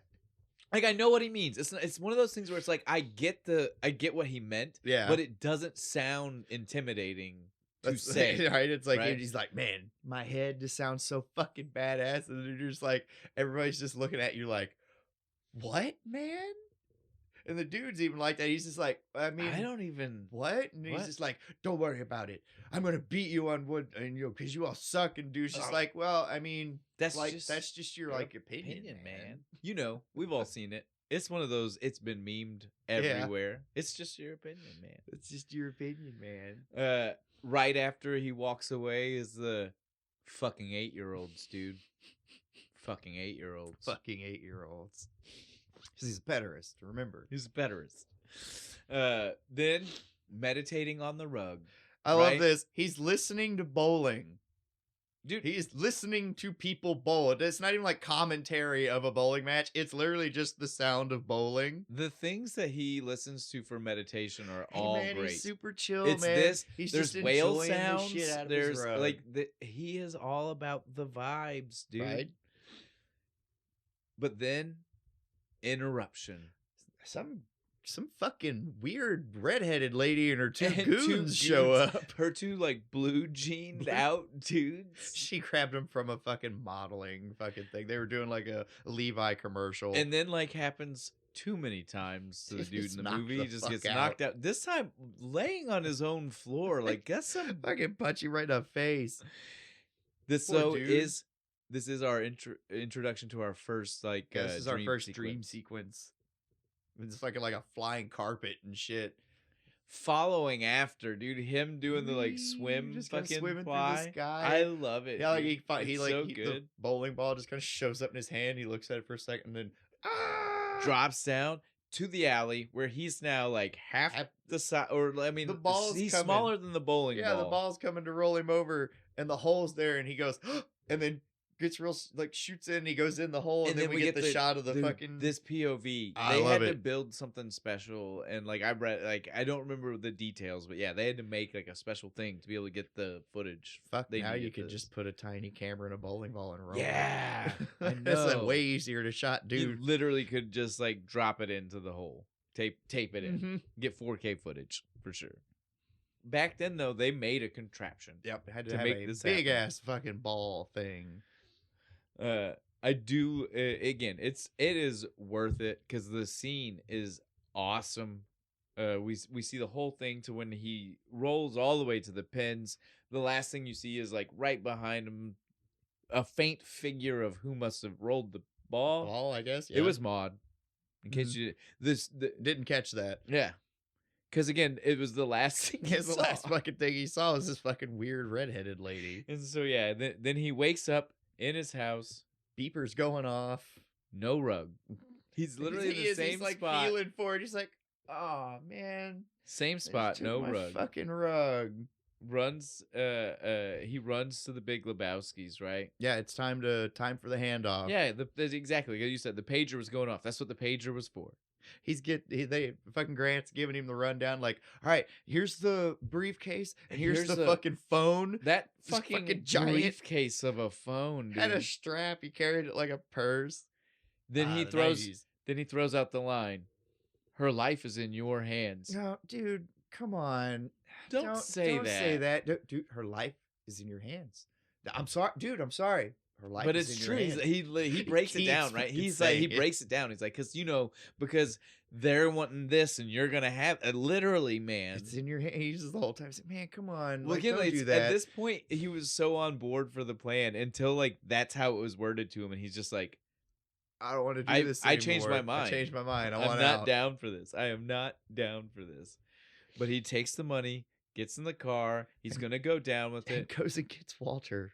Why was he doing this? Why would you go get Walter? I don't even understand the plan because, like, the scene gets real crazy because Walter starts driving. And if you listen to their conversation, it's like the dude never wanted Walter to be with them, and it's like, so then why'd you go get him? Why did you go? He was clearly waiting for you. He was like outside the pawn shop. Well, and you know Walter. At what point did you think, like, even if the plan wasn't for him to come, did you think you were gonna pick him, like, go close to him, and he wasn't gonna do this wasn't the outcome? No. But Walter's got the ringer with him. Dude, he's got a full plan. He's got the fake fucking drop briefcases full of his dirty underwear. He's got his gun all wrapped up. We don't know what it is. Like an Uzi wrapped in butcher paper and shit. He tells the dude, he's like, I've got this all worked out, man. We're going to throw this out. You're going to throw the dummy package. They're going to come out. We're going to grab one. We're going to beat the crap out of them. They'll tell us where she is. That's your plan? That's a stupid fucking plan, He's like, no, it's a simple plan. Simplest plans. See, when you get your plans start getting too complex, there's a lot of things that can go wrong. It all breaks down. Yeah, you just got to keep it simple, right? But he can't even handle the phone call. Dude's just like, the phone rings and dude's just like, dude, shut the fuck up. 2 seconds into it, fucking Walter's fucking talking like, dude, were you already fucking this up? Well, even before that, though, the dude fucked it up because he dropped a we, and they were like, who's we? But Walter made it worse because he started talking. Yeah. Who the fuck is that? He's the driver, man. I can't drive, answer the phone, handle the money at the same time. That's a lot. That's a lot to do. He's the driver. And fucking hang up, and he's like, God damn it. Walter is just like, it's all right, man. They're gonna call back. Look, listen, trust me. No, we fucked it, man. Her life is in her hands, and we fucked it up. Yes. There's that repeat of the line. Her life is in my hands. Her life is in my hands. It really stuck with him. And he's just like, they call back again, and they're like, all right, here's what we're gonna do at the bridge. Throw it out the window at the wooden bridge. And literally, as soon as he hangs up, he immediately turns to Walter and he says, so I have to throw it out the wooden bridge, Walter. I guess there goes your plan. No, that fucks with our plan. We can't do that. Oh, Walter, why don't you call them back? Explain it to him, because it's such a perfect plan after all. It's so simple. Dude, I fucking love it. I love the banter between the two of them. It's great. But they come up to the bridge and dude's like, I'm throwing the thing. Just shut up, Walter. I'm throwing the thing. And he's like, dude, handing it to Walter. Walter is literally like, he's like arm checking the dude over and reaching into the floorboard to get the fucking to get the dummy bag. One. It's so he fucking just hilarious. Chucks it, and dude's just like, God. As soon as he chucks it, before the dude can even think about what's going on, Walter just says, all right, wheel's yours, man. Wheel's yours. Drink it down to 15. I'm going to roll out. Give me my Uzi. What fucking Uzi? You thought I was going to roll out of here naked? Ha! He rolls out Let's of the car. take that hill, buddy. Rolls out. He said, I'm going to run back, grab one of them. The plan is still on. It's still going to work. Fucking gun goes flying, starts shooting in a circle. They are so lucky neither one of them got hit, but one of the tires got hit. Yeah, this car the poor car. Man. Right into a post. So dude comes out and the guys on the motorcycles start running away. He's like, we got it. We have it's right the here. fucking Don't, money. don't. Stop. God damn it, Walter. Walter's so calm. Fuck it, dude. Let's go bowling. His So, answer to everything. Fuck it, dude. Let's go bowling. He was so calm about that. He's just like, it didn't work. Oh, well. I Starts guess limping over to the fucking car. It's whatever it is. It's whatever it is. At this point, though, it's not even just that Walter always suggests the bowling. It's that literally no matter how wild the scene is, they do. Yeah, they do. Just go bowling. Just go bowling and then talk about what happened. Well, this time it's super crazy because the phone is ringing off the hook. He's just holding it, not answering it, just ignoring it. Well, because he doesn't know. No, he doesn't even know what to do. I got her killed. She's dead now. Because at this point, dude, like he's like, well, is the phone the bad guys? Is the phone the Big Lebowski? Like, because he would have that number too. Nobody that's calling though is going to be somebody he wants to talk to. Everybody's mad at me now. He's got no good answers for anybody. He's got somebody's $1 million, and he's got nobody to turn into the other person. He's got nothing is right. Anywhere he's trying to go. And fucking Walter's not helping. He's like, dude, Walter? She kidnapped herself. Don't even worry about it, man. This is that calm. Yeah. This is that calm. Like, he's angry when he shouldn't be, and he's calm when he shouldn't be. Right? Like, right now, he should be not angry, but he should certainly be like freaking worried. out a little bit. Nope, totally fine. He's like, dude, don't even worry about it. It's all fine. It's fine. Fucking Donnie shows up, and he's like, they posted the league. This. Oh, cool. When are we playing? Saturday. I told that Nazi fucking thing. No, he says, I told that woman that, what's her name? And she says it. He says it's like Heinz or whatever. And that's when he says, I told that Nazi. He waited to hear the name so he knew what kind of I don't roll on Shabbos. Shomer Shabbos. Shomer Shabbos. Shomer Shabbos. Yeah, why don't you roll on Saturday? Because it means that I don't do anything. It's I don't do anything. It's a day of rest. We don't do things. Don't answer the phone. Don't drive a car. And I certainly don't fucking roll. I love fucking that dude scene, is like fed up at this point. He's like, you're going on about this fucking shit. We have bigger problems. Starts to leave. Well, because the phone has still never fucking stopped, dude. Never stopped. And he's like, the biggest thing to you right now is Saturday fucking roll. If you have to bowl on Saturday, get the fuck over it. They're gonna kill this poor woman, man. Oh, so the dude though finally they're gonna kill this poor woman. Walter's not giving a shit. Well, because again, he's like, we've got $1 million, dude. We're holding all the chips right now. And then dude's like, right in the back of your car, man. You got $1 million. So they start walking to go get the car. Where's your car, dude? Dude, where's your car? I love this line because it was so close to, dude, where's my car? Dude, where's my car? So, dude, where is your car? It also was funny to me because if you pay attention, that was right before when he said, our car. Our it's car. Not our car, our man. Car. And then as soon as it's gone, where's your car? Your car?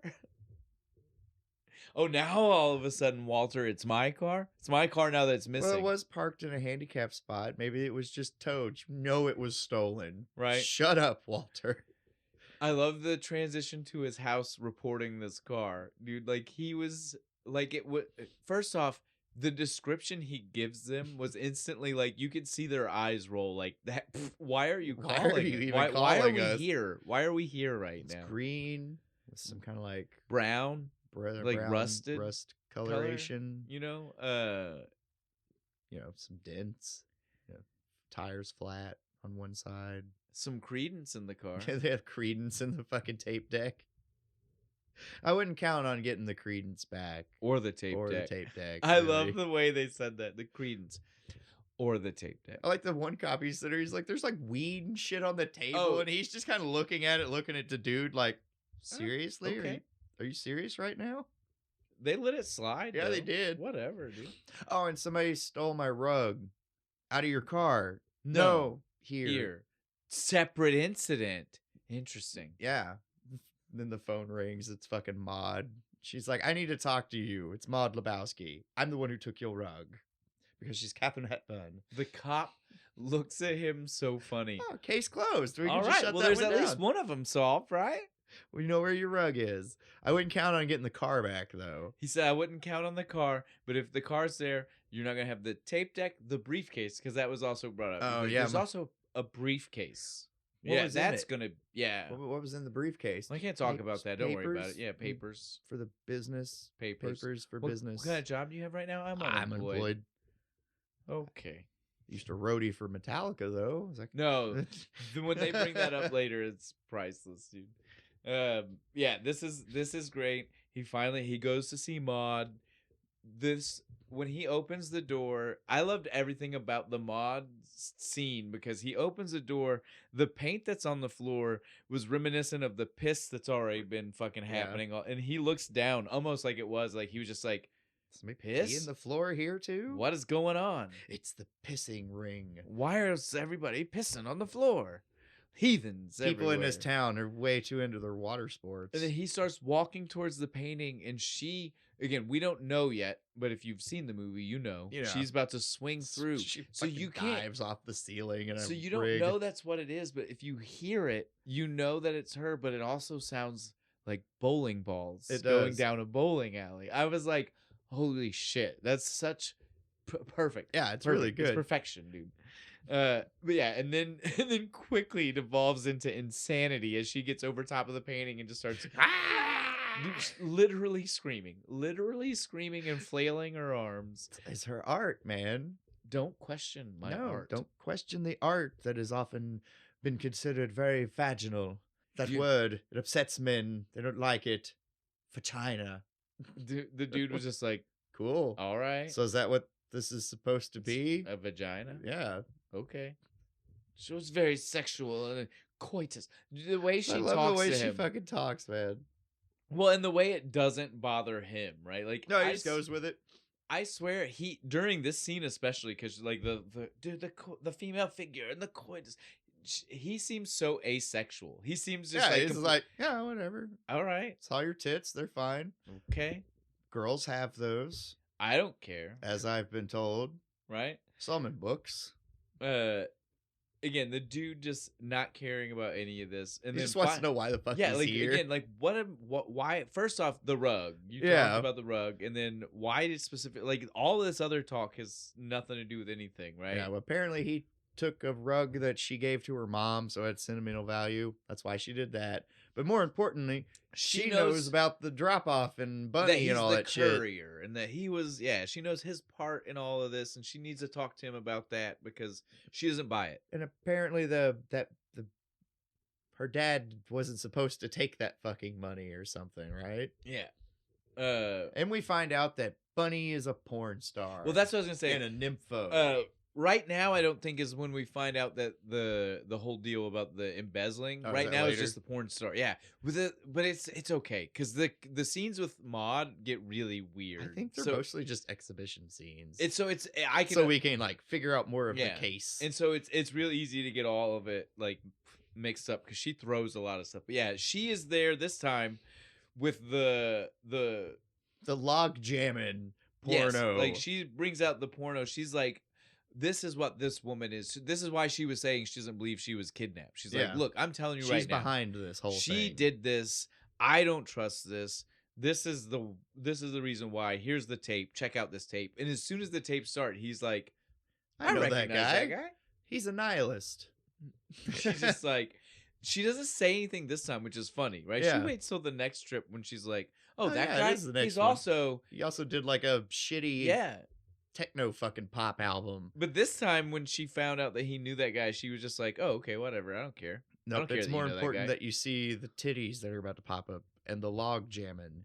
No, I fucking love this because it's a scene where he's trying to fix the cable, right? And then literally like she stops the tape and she's like, all right, you know what's gonna happen next. He fixes the cable. Don't be fatuous. Fucking dude, I love that, dude. I love it, dude. He's being a smart ass. That's what I would have fucking said. Oh my god. I don't know. He fixed the TV. Yeah, this is now is when she says the money was not her dad's, it was pilfered from the trust. Yep. After that whole like video spiel, the porn info came first. Yeah. and then so, it's I want you to get my dad's money back. Yeah, which is why I feel like the dude didn't really pay attention, right? Is because he was So sidetracked by making porn. a fucking white Russian. Well, and he was watching a sidetracked by porno. porn, and then she was like, he pilfered money, and he was like, porn? I'm still stuck on porn. I'm still on them some big titties. I got a drink and porn. Yeah. What? I didn't know what we were doing. But yeah, so he now as though when she throws her deal at him, because he has money thrown at everybody's offered him money. He has the promise of money thrown at him all over the place. Ever gets any of it, does he? I don't think so. And so she says, "Look, I just want the money back." Because that money was never my dad's to give away. It was actually part of this charity, and he doesn't run it. Again, she tells him everything that he hears later. That he doesn't piece together. But he just doesn't realize how it's important right now. He's just like, okay, whatever. I heard I'm going to get paid. It's like how most of these noir stories work. The private detective, could have figured out the case halfway through the fucking story. Yeah, but at least this time, he's actually a hapless idiot. Yeah, it makes more sense. He's not a trained detective. He's just stoner. But yeah, so she was like, I'll give you 10%. If you can bring me my money back, I'll give you 10%. The dude is just like, this is so funny because it's like he forgot that his car was missing right now. Because he was just like, I can do that. I can totally do that. I got $100,000 in the pocket. But it's like, dude, you don't know where your car or the briefcase is right now. Semantics. We'll worry about that fucking later. That's exactly how he handled that. He was just like, I will do that. I am sure I will find my car eventually. Sold, lady. Let's do this. And then she apologizes for her boys beating him up, and she tries to send him to the doctor. She is adamant about this Go to this doctor. He's very thorough and very good and discreet. She's adamant about this physical. Go now. It's creepy. How easy. It gets creepier the more you... It gets creepier the more you find out about it, but it starts off creepy when you don't know anything about it, because how adamant she was about it. Like, please get it done. Then he gets a sweet ride home. Yeah, with the cool fucking limo rider. They're just talking about their rashes and shit and how life kind of sucks. I love this. He gets really into it. He's got his drink in the fucking he's just limo. He's just like, yeah, man, fucking cool dude. Like, I got a rash too. Then all of a sudden he's up to his house, pulls over, and he just stops everything. He's like, dude, before you leave, can I ask you something? What's the deal with this Volkswagen that's tailing us? The fuck are you talking about, man? That Volkswagen right there, dude. I have no idea, For man. 5 blocks. No fucking clue. Literally in the middle of this conversation, somebody grabs him and throws him into the hey man, limo. Easy. There's a beverage here. Another limo. The man goes from one limo to another limo. Could you imagine? We've seen his house. We've seen his landlord. We know what the neighbors must look like. They're all just like, what the fuck? What the hell? Could you imagine looking out your window and seeing that happen? Yo, dude just got thrown into 2 limos. What the fuck? He showed up in one and got thrown into another by a beefcake of a fucking limo driver. Yeah, he did. Didn't spill his drink. Yo, did you see it? What a champ. Hey, he had a couple specs, but I will definitely say it was not that limo was not covered. No, he still had most of his Russian. He was doing good. Who's in the limo though? Fucking the Big Lebowski. He's so mad. He's so mad. The Big Lebowski is telling him like, dude, you gotta listen to me. You messed up. I need to know what's going on. Where's my money? What's going on? Where's my woman? What's going on? Come on, man. Did it ever fucking occur to you that she kidnapped herself? You think that that's a possibility? Yeah, think about it, man. She's young and she's owes people a bunch of money and she's got the sugar daddy, all over the place. Yeah, it's so that's what happened. I know you're not privy to this extra information, but if you would take the time to ask has come to light, and that's what happened, man. It's what you're paying me for, right? Who are you going to believe? Speaking of that, you're going to believe your wife or me? I guess. Well, speaking of that paying thing, so that's $20,000. Can I get that in cash? My lawyer said something about my accountant. Bump me into the next tax bracket. Give him the envelope, Grant. I mean, I guess if you got a check already, it's okay. It's fine. A pinky toe. It's a toe. It's a pinky toe. It's a fucking pinky toe. And dude, his Mr. whole Lebowski's worldview. Big Lebowski's thing is great. He's just like, yeah, so you think she did this to herself. Here's the toe. Anything else that happens to her from this point on, I will meet back on you tenfold. I will not abide one more toe, sir. The dude abides. Oh. This is where he stole it. Like I said earlier, he steals it from every conversation. He really does. Yeah, this was so fun. The toe conversation is so crazy. The best part's next, though. The Big Lebowski is so scary. Yeah, he is. When he's delivering that speech, dude, like it intimidated me, and I'm just watching a fucking toe, so you're like, yeah, I'm freaked out. And then it transitions straight into the dude talking to Walter, and like this, like he was holding it like this. Walter doesn't give a fuck. He's just like, oh, it's not even her toe, dude. So calm. The way Walter talks about they flash the toe, and we're supposed to shit ourselves. Like why am I supposed to care? All that happens then is the fucking poor waitress says, "Hey, you're a little loud."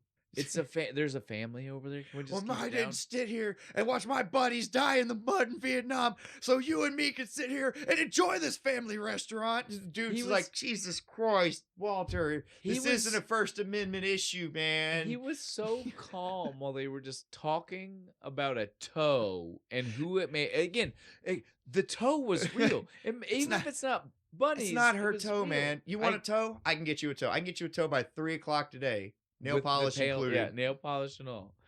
So again, it's insane that he was so calm about that and flips his shit. The dude walks out. He's like, I'm done with this. I'm gonna drink my coffee. I'm drinking my coffee. Here I am. I'm enjoying my fucking coffee. I don't care.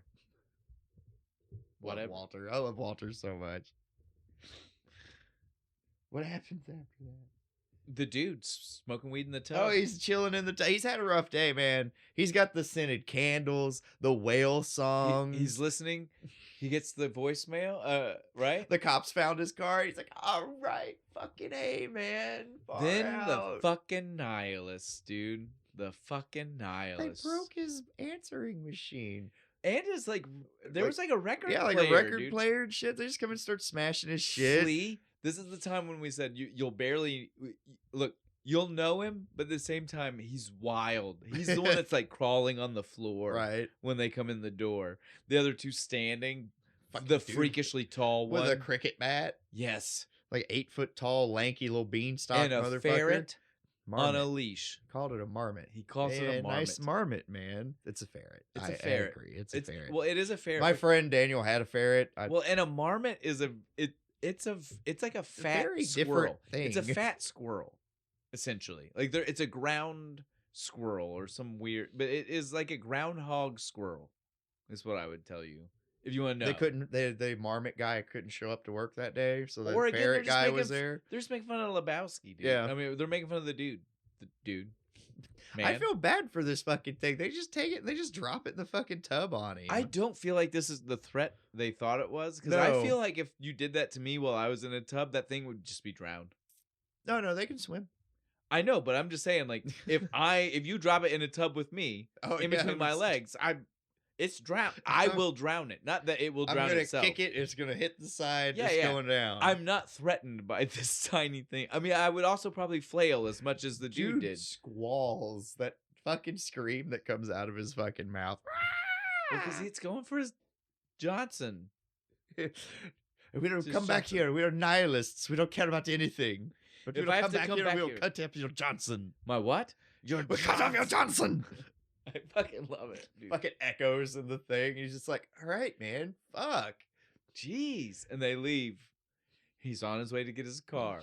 I love the fucking conversation with this cop. Every part of it. Like, the cop is like, hey, your tape deck was still there. Yeah, and the Creedence. And the Creedence. Way to go. Man, the briefcase is gone, though. Yeah, I read about that. Yeah, that's did. gone. Like, then he sits in the car. What does that fucking smell? Oh, a vagrant either slept in there, or maybe he just used it as a bathroom and went on his way. God damn it, man! Like, do we have any leads on who did this? Yeah, we've got 4 more of us working on this nonstop, round the clock for sure. We're working in shifts. The dude had that coming. Yeah, he did. But like, we live in a small town, and I wouldn't expect a different answer than that if I were to ask, like, do you have any leads? Yeah, especially on my car theft. They were well, not especially give a shit. look at the car. Look at his car. Again, you'd be glad you got the fucking thing back. The guy is like, yeah, it got banged up by whoever must have stole it. And I'm telling you right now, everything except for the mirror that was found where they found the car was just what it looked like. Yeah. It was just what it looked like. Except for the like door. The door doesn't open anymore. But I mean, could you tell? Visually, looking at it, not really, from what you saw earlier, until they were like, "Oh, the door is broken and shit." And then you're like, "Yeah, there I it see is. It's a little flat." You're like, "It's a little flat." The right hood's there. all jacked up where he hit. But until they said it post. to you, your eye didn't catch it. You were just like, "It's a junk car," like it was a junk car. Yeah, I guess the mirror is missing. Shit. Again, the lead thing is so funny, just because the sheer state of the car. Like, if nothing else, like. Have you noticed he's like kind of started acting like he's a fucking private investigator by this point of the movie? Yeah. Even though he's not.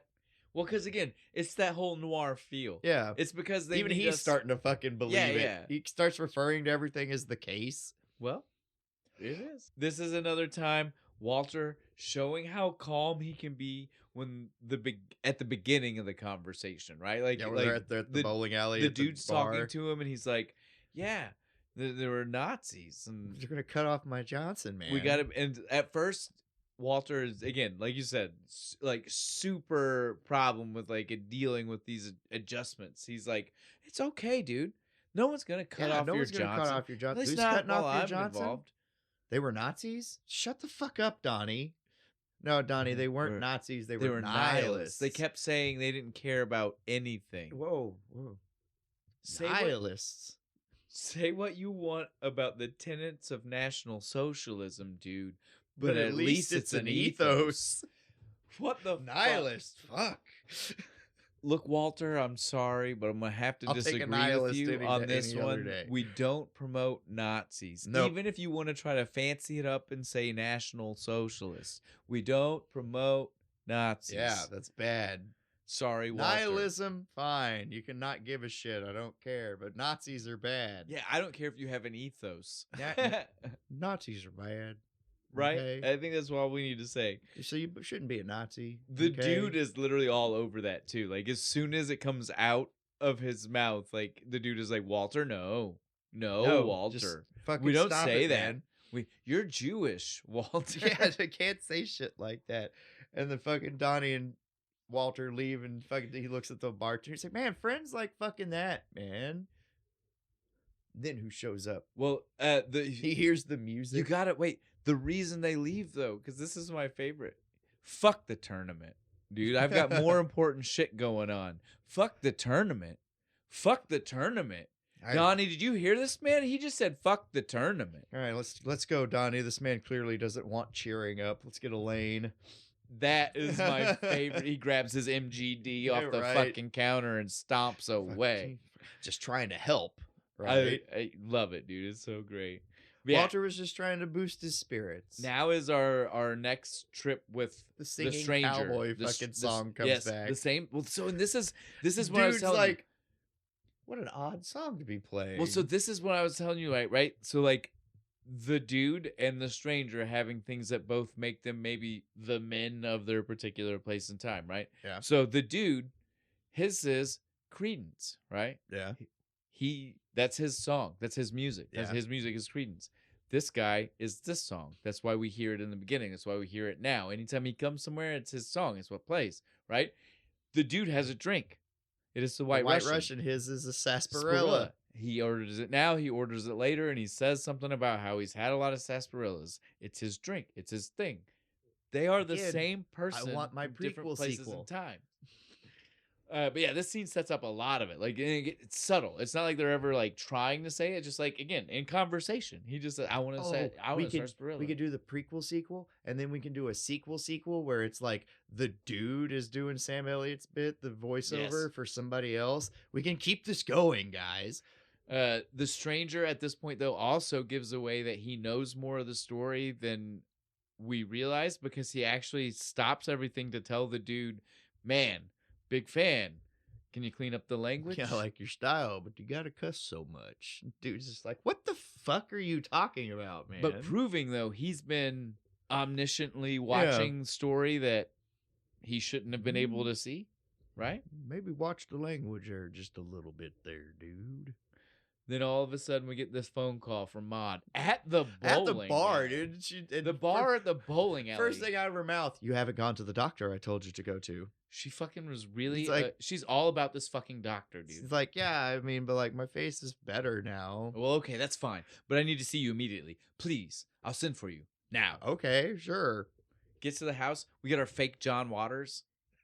This dude is 100% fake John Waters. John Waters. He's got the thin. It's Professor Lupin from Harry Potter. Thin little pencil mustache. Thin pencil mustache. Tall, skinny, lanky. He is fake John. And he's a video artist. Oh my God, he really is, isn't he? He is fake John Waters. In 1990. Fake John Waters. Does John Waters giggle incessantly like I have he does? No idea. Is that a trait they were making fun of him? I have no idea. But I'm just telling you right now. To me, when I see him, I'm always just like, what's his name? Knox something, right? It's crazy. Oh, fuck, I can't remember. I was just like, oh, it's Professor Lupin. Knox Harrington. Sorry, I was like, I've got it. I have to find it.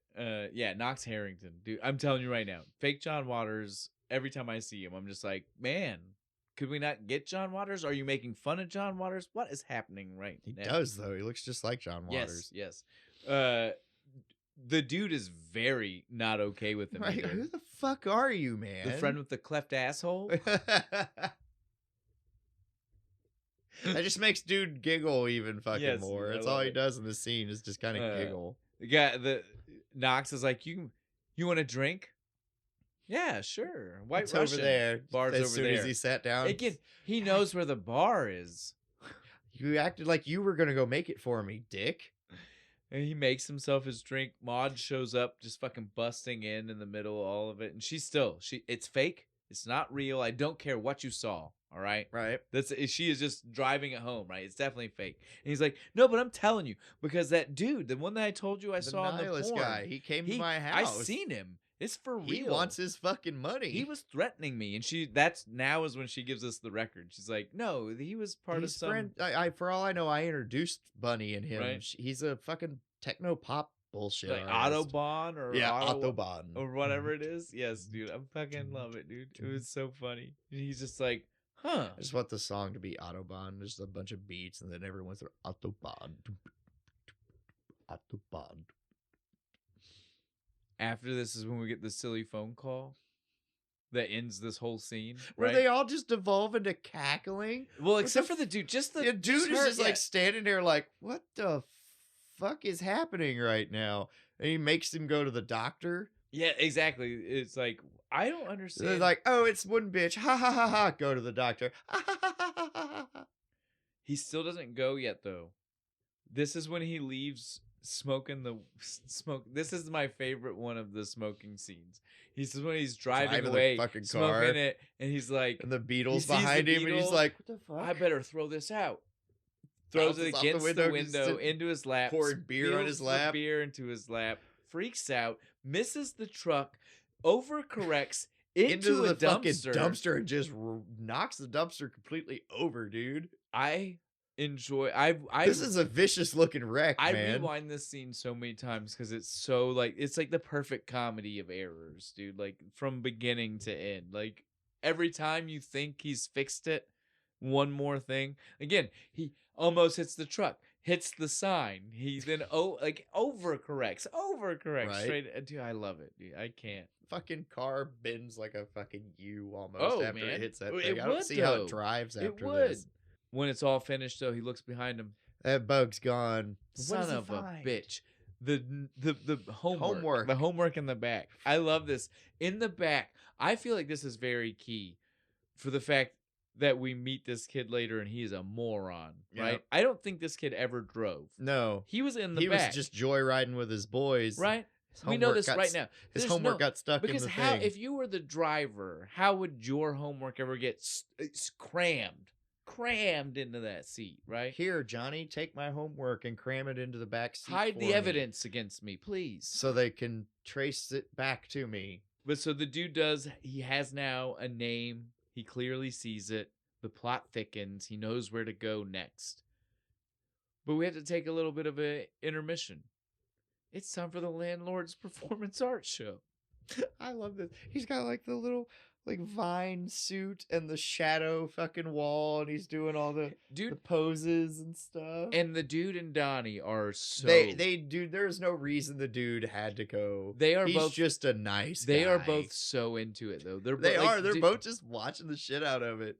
Donnie is enraptured. Like, look, Walter doesn't pay attention, but I'm going to tell you right now, he showed the most respect. Did you see how dressed up he was? Yeah, he was. He was in a suit and shit. He was ready to show again. He had a pamphlet too. He had a fucking. These dudes are stand-up guys. They are. Yeah, there's no reason you had to do that. Could have just been like, "Fuck you, landlord." This at the point is when he's like, "Look, I did some research. I found him. I found the kid. He lives somewhere close to the In-N-Out Burger." On this, Donnie whips around. Ooh, they got really good burgers. Yes, Donnie, but that's not the point. That's not the point. Shut the fuck up. This is so crazy to me, though. How do you, in 1990 ? Find out this kind of information? I don't know. About a kid, about a minor. About a kid. If he had the dad's name, the writer for Branded that they had mentioned. Arthur Digby Sellers. Yeah, that guy. If they had that name first, probably easier to find. How'd you find the kid's address, though? Right. That's not public record. No, he finds out the kid's address, the dad, who the dad was. He knows the show. He loves the show. It's an old Western. He wrote 122 episodes, man. Bulk of the fucking series. No slouch. Right now, it's all him. Loved him. Love that guy. So they all decide to pile in the house, dude. Because Donnie is selling them on this fucking In-N-Out. Yeah, they are. While we're over there. Like, they're not even leaving yet. Fucking Walter's just like, we're going to go. We'll put some pressure on the kid. He'll crack easy. We'll go in. Well, then we'll get some burgers, some beers, good times. It'll be fine. Fucking Donnie's just like, yeah. All right. This is insane. It does not go the way they want it to. They get there. I love that Donnie stays in the car. Yeah, because that's Donnie. Yeah, this doesn't have anything to really do with me, guys. I just want the burgers. I'm just here for the In-N-Out. Right? So Donnie stays in the car. They go inside. Immediately, we could already get a hint of the fact that Walter was a fan, and now it's overboard. Dude, the second they get up to the door, the way he's just like, I can't believe I'm going to meet him. He puts the fanatic back to fan, right? Like, you can see it. He's nuts about this guy. Fucking goes in, and dude's in an iron fucking lung in the corner. He asked the nurse, "Does he still write?" No, he has health problems. It's like an understatement of the century. I died about that, dude. Again, you can clearly tell that this man is not speaking. He's not talking. No, he ain't doing nothing. I mean, come on. But so they start breaking down what's going on, and finally the nurse is like, "I'll go get Little Larry, as Walter calls him." When little Larry gets brought into the room, again, this kid's so dumb. This kid doesn't react to anything. Nothing. He just blank face. Just blinks through the whole thing. There is absolutely no way. Is this your homework? Right? We know it's his homework, Walter.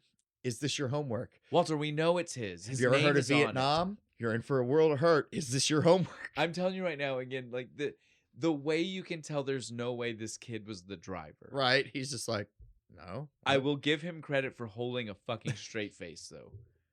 Through fucking Walter's like getting nuts and shit. Insanity that Walter starts putting on him. All right. You see that? You see your nice new fucking Corvette sitting outside? This is what happens.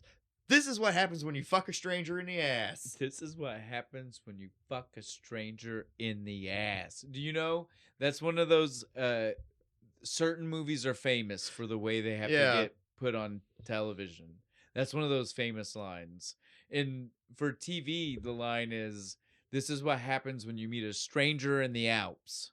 It doesn't even make sense. It doesn't. But now also picture to yourself the way the rest of that scene is, because he says it multiple times, multiple ways. While he's taking a fucking crowbar to this and so, Corvette. Like, that means that on TV, the scene just plays out as him constantly being like... This is what happens when you meet a man in the Alps. Meet a stranger in the Alps. This is what happens when you meet a man in the Alps. When you're in the Alps and a stranger shows up. Because, again, he restructures the sentence. And until like the neighbor guy comes running out and he's like, "That's my fucking car.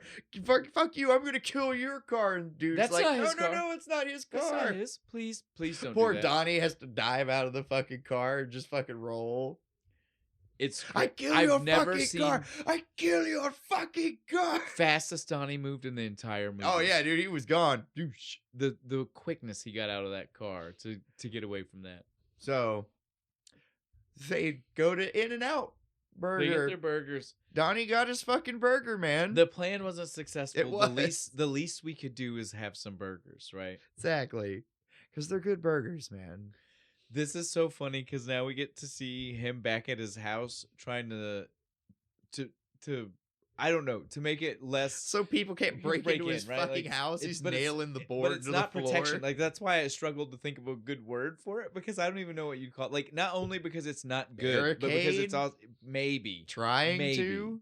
But even we know in real life, the chair that he even like, it's not even just that he did it wrong. That chair would also have just snapped like toothpicks. Yeah, it was fucking made out of wicker. Yeah, it was not gonna help in any kind of way, wedged against the door like that. As he gets the board and he puts the chair up, and then immediately many nails. The door. It's like a cartoon, nails. Man. There's bent fucking nails all over the place. That look on his face when the door first opens and like the deflation on him. God damn it! And then he sees who it is. It's our thugs. Jackie Treehorn's boys again. And it's Blondie and Woo. It's the rug pissers. They swapped outfits. They're wearing the same outfits but swapped. Dude, it's fucking priceless. Woo, can I wear your cutoff shirt this time? I don't want to wear the purple button up. They take him though to see Jackie Treehorn. When this first starts, I don't know about you, every time I get here I forget that this isn't one of the dream sequences. Because Jackie Treehorn's palace feels like a fucking dream sequence. There's chick bouncing on the and trampoline fire, with the titties people spinning fire shit. And breathing fire and like it's naked out on the people cove. Chasing each other around. Yes. And he just walks out all slow like Ricardo Montalban. The music plays. I am Jackie Treehorn. He does though. He even does the smooth slight spin towards the camera, and they've got the way they film it, like it's like slowed down for effect. And then it speeds up when he gets to it. It's so perfect. It's so great. Welcome to Fantasy Island. That's exactly what it feels Look, boss, the plane. He says, "Look, come on. I'm going to take you for a walk. I'll show you this. We'll go inside. We'll have a talk." He's like, "This is crazy. This is so nice for a king of smut. I would never would have expected this. I'm just a publicist, publisher. Right? I just publish things. It doesn't matter what they are. I publish everything, right? Yeah. He's like, it's okay. He gets to the bar. Can I get you a drink? White Russian. Oh, that's a nice one. I like 2 seconds. Dude. Quickest White Russian in the movie. And so smooth. And then turns around and it looks like a milkshake. I want it. So smooth, dude. Can I get a White Russian milkshake? Is that a thing? I want one now. I'm sure you can. You swap out the cream for ice cream and blend. He starts talking to the dude about the future of porn. It's all about interactivity. Interactive, man. Right? It's going to be virtual interactive experience. Man, both at the time for 1990 and the 1998 of the movie coming out. That's so ahead of its time to be talking We're just now starting to get that shit. But here we are. Yep. Jackie Treehorn. That man knew innovator. His shit. He knew. Fucking dude's just always like, I prefer to jerk off myself, man. I know. I still do it manually. Such a good line. Jackie wants to know where Bunny is, though. I have no fucking idea. Thought you guys had her. Dude, at this point, the dude has gone full circle. He didn't think the rug peers had anything to do with it, but then he's like, the nihilist didn't do it. I don't know who's doing it. So, I don't know, man. I assumed you had her because, I've been through everybody. And then so he's like, well, I don't even care about that. What about this money? Because supposedly there's already money. Oh, that I can help you with. Larry Sellers asshole fucking has it, fucking prick. Little 14-year-old shouldn't be a problem for your thugs. They'll be able to get it easy. Dude, again, Jackie Treehorn is so smooth that even when he hears this, he's like, okay, cool. Not what I was talking about. Right. Phone rings. Cool as can be. He's just like, I'll take that. Yeah, I'll be right back. Goes upstairs. Fucking dude runs over to the notepad and does the pencil etching. It's just a drawing of a guy dick. with a dick. I love that. That's what it was, dude. I love that again, we still don't know what that phone conversation was, but I love that whatever was going on the phone, the man decided to draw a dude with a dick while he was talking to the person. It's so good. That's what he thinks of that guy. He quickly shoves that into his pocket. Can't leave it there. I know, it was just so funny though. He's just like, oh man, I'm gonna put this up. Not what I expected. Fuck. Goes back over to things all fucking chill. Jackie comes back down. He's like, look, all right. All I'm saying, there's money here. I want to get some of I got a portion of it should be coming to me. Because I never really understood that part. Did you? Either. Why he was why he wanted half and he was like, I'll give you 10% of half if you can find it. Right. Because it's $1 million, and he's like, "Cool, 500,000. I'll take my 10% of that. That's good. 5,000. He gets 5,000. He gets his math wrong because it would be 50. It'd be 50. Oh man, dude. But again, like the spiked Russian was hitting him at that point. Jackie Treehorn is like the one player that's in all this where I'm just like, I never really understood your part because in the beginning they mentioned him so many times they felt like they had to show in the him. beginning, like. She maybe did do the stuff. Like she did. That's what it is. She did owe Jackie money. Jackie, because in the beginning they were trying to collect. It was only a collection. So yeah, that he is one of our happenstance players. He just wanted the money, and all of a sudden he thought that this girl was now being paid millions for her, and he's like, well, somebody needs to pay me my cut of her because she owes me. I'm not greedy. Money. I just want my 500,000. Minus your 50. Yeah. Or 5 because the dude lets him off, right? The dude's an idiot. The Russian was spiked. Well, he passes out. This was so funny when he gets the second one. Meaning the first one is what was drugged, right? Yeah. Because he only took like half a sip of the second one, and he was just like, just as good as that first one, man. You really know how to make a what? Oh man, this is the dude just wanted his rug back. You really tied the room together. Second dream sequence. Best dream sequence. The gutter balls. This is the coolest this one. Okay. I knew the name was going to be done. The gutter balls. And Big Lebowski star in gutter balls. Jackie Treehorn presents. And it looked like a dick going into the butt because of the ball with the pin. Yeah, we all get it. All right. We got the Saddam Hussein. He's giving out bowling shoes for some reason. Interesting fun fact. You know the part where so again, the first time we see it, he gets wedged into a ball and we see him go down the lane. This time we get to see him as a person become the ball and go down the lane. So he's doing the same thing, different dream, which is fun. You know how he's rolling underneath all the women? And he's just on like a cart and just going? No, listen. Those women who did that, one of the days they had to shoot that scene, they went into the makeup artist, wore all skin-colored panties, and told the makeup artist to make it look like they all had bushes, big bushes, but progressively bigger bushes as they went down. Landing strip all the way to damn. And so, like, I have no clue if that's what was used for the actual facial things. But that's why his face gets progressively like. I promise you that at the very least, if the original one is not what was used, certainly inspiration was taken from that as to that. That's and funny. It's so funny, dude. Could you imagine like that day, Jeff Bridges coming in and just being like, "What Whoa. What? Oh, okay, I get it. God, dude, that looked real. I thought you bitches were naked. You guys got me." Makeup guys, you know what a pussy look like. Good for you. But so yeah, this dream though, it just rolls into slowly becoming real life again, right? This is the only time where like the dream doesn't like, because he starts running from the nihilists and with the giant scissors. And he's like running down the street with their music. I'm gonna assume their music playing. Yes, dude, I love it. And then again, like behind him, just like earlier, we see red and blue, and he's like, "What?" He turns. You see him as he's running, turn behind him, like, "Oh wait, this is real." Did you hear what he was saying when he was running? He's singing the Branded fucking the theme song as he's running. And Branded, so perfect, dude. This is the Malibu police chief. Man, fuck this guy. Well, this whole scene is outrageous. I don't even know if we need this. I want a lawyer. I know my rights. This is you don't know shit, Lebowski. This is only here for the noir aspect, right? Because this is totally a noir type scene. In this movie, it feels wildly out of place, man. Right? Like, he didn't deserve anything he just got from this Malibu fucking... You stay the fuck out of my beach property. I don't like your jerk-off name. I don't like your jerk-off face. I don't like your jerk-off clothes. And I don't like you, jerk-off. And stay the hell out of Malibu. Do you fucking hear me? Sorry, man, I wasn't listening. Mr. Treehorn, Jackie was lying about all that. He treats objects like women. I mean, women like objects.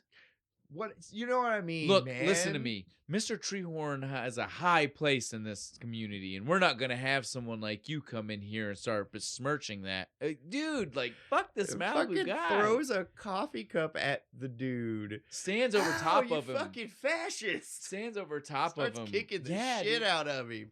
Stay the hell out of Malibu, you gold bricker. And that's it. That's the only thing we have. That's it. We never see this man again. We've never seen him before. Wildly out of place in this movie. Dude just goes home to his apartment. Well, no, he takes the cab. This is the cab with the Eagles. This is the Come infamous on, scene. man. I've had a really bad fucking day, and I just hate the fucking Eagles. Get the fuck out of my cab. I wanted him to say it one more time. I want him to yell it at the cab. Eagles suck, something. Or I don't even want that. It could still be depressed. He could literally I've had a really bad day. I just really don't like the Eagles, man. I just wanted my rug back. While this is happening, though, Bunny speeds past him. That's for us, not him. Yeah, he doesn't notice He doesn't notice all. this. But we get the scene. We get to see it. She's still got her toes. Yeah, she's flying somewhere home. else. She's flying having a home, grand dude. old time. She's fine. When he gets home, his place is goddamn ransacked again. Yep, just completely trashed, man. And then he trips over that board that he nailed to the floor and knocks himself the fuck out. Maud's there though. What? She wants wearing to fuck? His robe. Yeah, that's my robe. This man. is when he finally gets to piece it all together. They fuck first. Yeah. Again, what's funny? Seeming asexual up until we see them laying in bed together, right? Like she is literally like drops the robe and he still is kind of like, that's my robe, right? Not a care about it. But then they're laying in bed together. They're talking. He's talking about a joint. Well, and he's talking about his hippie past. Like he's like, I was one of the Seattle 7, real thing. Yeah, he was not one of them. I was one of this other thing, the real thing. Yeah, he didn't actually have anything to do with. But they're trying to give real. Briefly a roadie for Metallica. That was Speed of Light tour. They're assholes. Which I can believe Lars was an asshole, but Kirk seems like he's pretty nice. While having the conversation, he finishes, sucks that roach in, stands up like, oh man, we've all had that happen, man. Yeah. Goes and makes the spoiled milk Russian because it's just sitting on the fucking counter. That's what he's got. Comes back in the room and sees her squatting. Is this some kind of weird yoga? It's the best way to conceive. The fuck? Hang on. Oh, don't worry. I don't want. Let me explain something about the dude to you real quick. I don't want a father figure or a husband or. Oh, thank God. I'll raise the kid on my own. Oh, fuck. Thank God. Jesus, that's the best outcome, right? It's the best way it could ever happen. But yeah, the dude totally. It's so funny how quickly he didn't care. Right? No, he's like, as soon as she said, good. Oh, okay. And then she says something. He's like, I couldn't get your dad's money back. And she's like, I keep telling you, it's not my dad's money. Well, again, this is my point. She said that earlier, like a bunch of times, and he just now pieces it. She says it now, and he's like, "Wait a minute, he's been broke this whole time." Oh my God! I gotta do something. I understand. He calls now. Walter, middle of the fucking night. Look, Walter, pick up. It's Shabbos, man. Pick up. This was the most asshole-ish fucking Walter ever. It's Shabbos, man. I get it, dude, but it was an emergency. I understand, and that's why I answered. I was like, because he literally just said, I answer for emergencies. Like, Walter, either come pick me up, take me to Pasadena, or I'm off the bowling team. All right, I'm on my way. Fine. God damn. You understand this is important, though. Like, it's a big deal that I'm doing this. This is when he gets you're not even Jewish, man. You're not even Jewish, man. You need to let your ex-wife bullshit fucking go. Like, he's like, oh, so what? Just because you get divorced, you just get a new library card? We almost skipped the PI. The only before real Walter picks him up. Well, when he's just between the phone call and getting he goes outside and sees the bug. It's only important because this is a noir, and it would be bad business on our part to not mention the only detective. I've seen this guy in a bunch of other shit. But again, we can't have a noir and not talk about the only real dude PI. Sees him, he tries to fucking start it, and it doesn't start. He tries to hide behind his little newspaper and shit. Dude, get the fuck out of the car. I'm one of you. I'm a brother of Seamus. An Irish monk? What the fuck? I'm a PI. A dick. A gumshoe. You got it. I mean, I gotta tell you, I love the way you work. You playing both sides against everybody. He's like, dude, that's not what's fucking going on, man. I'm just trying to help her conceive. Who are you working? He's like, who are you working for? You working for the bigger Lebowski or Maud or Treehorn? The Canunces. The who? Canunces. Bunny. Bunny's real name is she's from like Jada Canunces. Oh, I wrote she's from Moorhead, Minnesota. Yo, different Moorhead. Moorhead. I know. I'm just saying. But yeah, the Knutsons from Moorhead, Minnesota. She wanted us to show her the picture of the farm, and it's like one building and an empty fucking field. Oh. Movie knowledge for you. That frame, the thing they used as the picture of her family farm, is the picture of the house that the two guys killed the family of in the movie In Cold Blood by Truman Capote. Oh, cool. Which, ironically enough, later in his life, Philip Seymour Hoffman played Truman Capote in the movie Capote, which was about Truman Capote when he was writing In Cold Blood. Nice. Weird fucking bunch of Capotes in there. Yeah. Well, it's who wrote the book. You know, if you say it 5 times, he appears and kills everybody, right? No, but don't do it again. The people from his book would, not him. He wrote about the killers. He met the killers. He knew the killers. You're gonna get us killed, man. Have you ever read In Cold Blood or seen it? No, I didn't do my English homework in high school. I read it on my own outside of English homework. But yes, I did also. How industrious of you. It is assigned reading. Well, it's because the movie. That's true. I haven't seen the movie either, so you should see it. It's good. You like Philip Seymour? I do. Hoffman. I should go check that one out. I should probably read the book too. Finally finished my English homework from 20 years ago. But yeah, so this just adds to that. He already figured it out, and he's like, "Oh, well, that makes even more sense, right?" Like he's like, because now he already. We can address this. We're seconds from it. He already figured out there was no money in the briefcase. Right. Walter switched a ringer for a ringer. Yes. And so since he already knew that wasn't real, then when he finds out that she also was from this other, he's like, so she just probably, she could have gone anywhere. Yeah, she could have gone anywhere. She wasn't kidnapped. Fucking Lebowski set this whole thing up so he could steal $1 million from a charity. That fuck. And so him and fucking Walter ride on out there, have the conversation. I love when they get there. She wrecked the car. She's into the fountain through the gate, gets out. She's just dancing naked around fucking Grant's trying to fucking pick up her clothes and stuff. All they see when they first show up is the car. Fucking in Walter's the water. Just like, what happened here? Yeah, dude, it's priceless. He gets in the door. I love that literally, like, Walter's just like, all right, dude, you go do this. I'll deal with this. And Grant, who are you?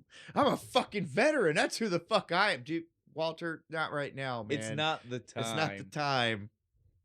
He's like, I'm going to go see the Big Lebowski. No, I wouldn't do that. He's very angry right now, dude. The dude is like, fuck him, angry. Right? I don't give a shit. I'm angry. You human paraquat. I forgot about that. Do you know what that is? No, I don't. That's just it is a chemical used to kill marijuana plants in Mexico by the U.S. government. Oh, well, fuck a paraquat then. That's why he's a right human. Here. That's why he's a human paraquat. Paraquats can suck dick. There you go. A little bit more knowledge for you. Yeah. But yeah, this is a so funny ass word. This is well, exactly. This was so funny though, because this is when Walter and the dude are just like, Walter's like, fuck this guy. He's been lying. He's lying about everything. He's lying to us now. Let me tell you, dude. I've seen a lot of spinals in my day, and this motherfucker's faking. If all of the rest of this is fake, that's fake. Watch it. I'll prove it. I'll prove it right now. Yanks him up out of the chair. It just chucks him to the ground. This was so funny to me because Poor Big Lebowski, I feel bad for him. The very last thing we see is that look on fucking the dude's face of like, I'm not that guy. Yeah. And he says, help me get him back in his chair, man. But here's the thing. I feel like at this point, you caught him in all of this shit. There's two of you in his house. If they would have played the cards better, they could have left with cash. Yeah. But because Walter's a fucking idiot. We're lucky to leave without a lawsuit. Right? It's always Walter's fucking fault, dude. Yeah, Walter causes. We had to talk him out of those assault charges, man. We could have went to jail tonight. This is though that we're getting close to wrapping everything up, right? Yeah. So the dude he sees all this problem with everything that's gone down. He's like, "Fuck, what are we doing?" They go bowling, right? Fuck it, let's go bowling, man. Wrong. Donnie misses his first strike, and it seems to bother him. He's like, "What the fuck?" Donnie is worried. Yeah, it doesn't seem to. Donnie is worried. He's just like, and rightfully so, because something's not right. Yeah, because he always gets a strike when we do these scene transitions. He starts rubbing his arms, dude. I mentioned earlier. Yeah, I didn't catch it, dude. I thought it was like he had like the tennis elbow or something. It out. The heart attack has already started. It's starting. The Jesus walks up. I was ready to whip your ass on Saturday. I'll whip your ass on Wednesday. You're like, fuck you. I fuck you straight in the ass. They're just like, God damn it, this guy. All right? They don't even care. Walter's just like, he's starting to crack. Right, yeah. The ordeal they've been through at this point, like literally. This is the least of their fucking problems. Right? But he thinks he's their biggest issue. They go to walk outside. It's so reminiscent of the last time when the car was missing, but this time you can see something's a little bit different. There's like a glow going on, and there's like techno music playing. The fucking nihilists. Are back. They finally did it. They killed my fucking car. Dude, I love this scene from start to finish. The nihilists being like, we want our money. We'll give you the woman. Remember the deal? They're fuck you. We know you don't have her. We like just this whole saw fucking her. thing. We just solved this case already. I just seen her. I know there's you don't no have money. Her. You guys are just a bunch of dicks. You're stupid. Literally, Donnie. Are these the Nazis? They're nihilists. Don't worry. Everything's okay. Again, Donnie being so worried, already in the throes of a heart attack. Making it worse. The Getting panic. That blood pressure. The panic. Yes, dude. Because again, he's constant. Every time they say something, he's like... And then she's like, no, don't worry. They're cowards. We got this. We want whatever money you have on you. You ain't come over here and fucking get it, Walter says. Dude, come on, we're getting off cheap. I got like $4. Donnie had like 18. That was so funny. And what's mine is mine. Then finally, though, proving the point, though, right? Because Walter seemed crazy for being like, I'm fucking fighting regardless. One guy had a sword. Well, and he drew the sword right after making the point that it did that Walter was right, that there was never going to be free money given. Yeah. Because he said, no. We just plan on taking the money after we kill you.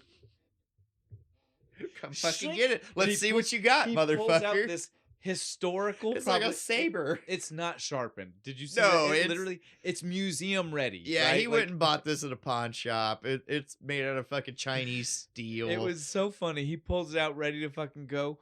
Walter, dude, with that bowling ball was intense. Flea drops, dude. Flea does not come back. He keeps just crawling across the fucking ground trying to get back up. One dude fucking comes in with the sword. The tall guy runs at the dude. Just take the $4, man. I fuck you. I fuck you. I fuck you. Then Walter, though, runs straight at the big guy. The leader. I guess I use it. Fucking Tyson's and bites his fucking ear off. Spits it in the fucking air, dude. God damn. Look, if the toe wasn't real, well, it was. It was his girlfriend, and it wasn't fair. She only did it because she thought she'd get $1 million. What kind of fucking nihilists are you? This was perfect, though. As soon as the ear bite is done, they're like, okay, you guys fucking win. Yeah, they We're fucking out. bail out, and then they turn around. We got a man down, dude. He's been shot. Fucking Walter starts to Vietnam flashback. Call the medics. Hold on, man. Choppers are coming. Dude, I do it now, but I'm bleeding because the blood's coming out of his mouth. He thinks he's been shot. It's funny that he says shot. Well, Walt. That's what I was gonna say. Walter was at least there enough to be like, nobody. Oh yeah, was no shot. shots were fired. Yeah. He was like, it's a heart attack, dude. Then he went ballistic. Yeah, then he so starts. I'll give him credit for holding it together long enough to be the voice of reason, because that could have played out.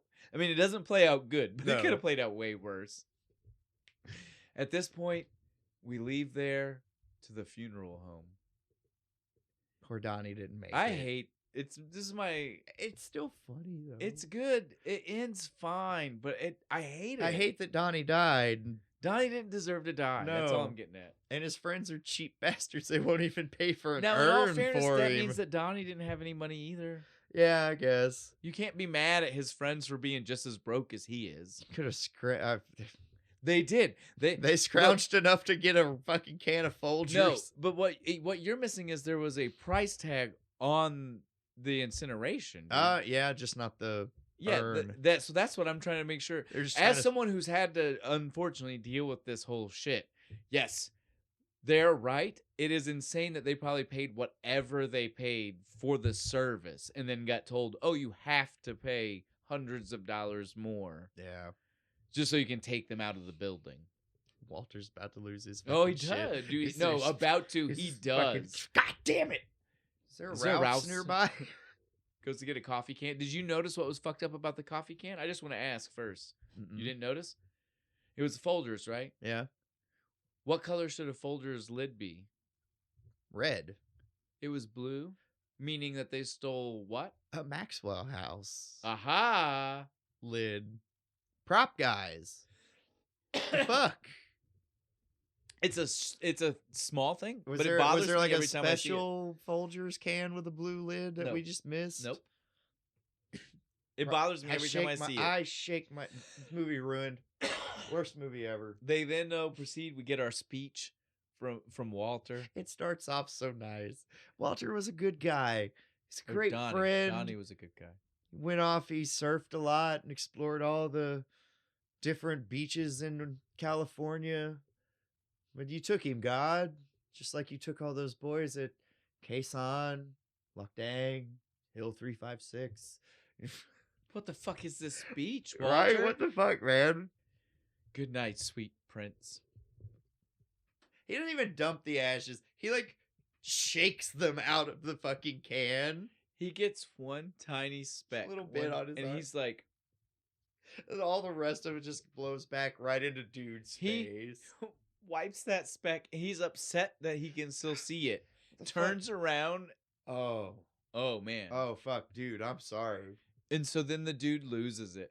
Between the stupid military fucking part of the speech and then wearing fucking Donnie's ashes, he's had enough. You fucking such a dick. Fuck.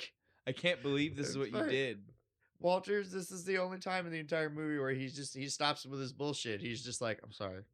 Dude, I'm sorry. I'm sorry. I got nothing else. I'm sorry. I didn't mean to. I'm sorry. Let's go bowling. Yeah, fuck it, dude. Let's go bowling. They go bowling.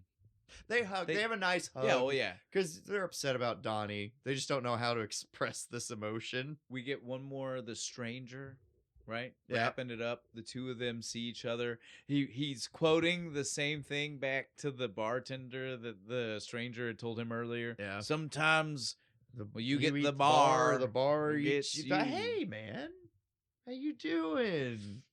I can't believe it. Again, when he shows up, did you notice? The song comes back. He asks for a sarsaparilla. I'm telling you. And then he starts talking. They both are the people. Didn't you like that story? Made me laugh to beat the band. Certain parts. I didn't like Donnie having to go. Dude, None of us he got so serious when he goes the certain parts. Gave the camera the eye. Right. Like, I fucking can't. He's going to go have words with the producers after this. Like, why the fuck Donnie die? Was that bullshit? That was our story. Yeah, that's the fucking movie. That's the story. The story was just the fun we had along the way because, like me and Bo already pointed out, the dude didn't make no money. Every dollar he got promised did not show up. The best is he got laid. And there's going to be a little Lebowski running around. Which brings us to the funniest weird thing, right? That I never even thought about. That nobody did, because even the Coen Brothers are on record for this. Yeah, just fucking went past them too. They never thought about the weirdness involved of having Maude want to have a child with a guy who shares the exact same name as her father. You got to keep that Lebowski blood strong, man. But it's not, right? Like, that's the thing. We're not One even talking Lebowski's about... as good as another. We're not even talking we got like the dude with his awesome stoner genes, and you got, well, I mean, we can probably ignore most of his bullshit. All right, but so on that note, you guys know how this is. I don't even think we need to say we enjoy the movie. Obviously, we enjoy the movie. We spent the beginning longer than we needed to telling you we love the Coen Brothers, even after we said we don't need to spend time doing that. I'm of the mindset that if you don't like this movie, we can't be friends. I mean, it's definitely like, one of those... I don't know what we're going to talk about if you don't like this movie. I mean, it's good. It's fun. It's just a fun time. It's funny without trying. That's the best thing about this movie is it's just funny. It's not trying to be funny. It's just funny.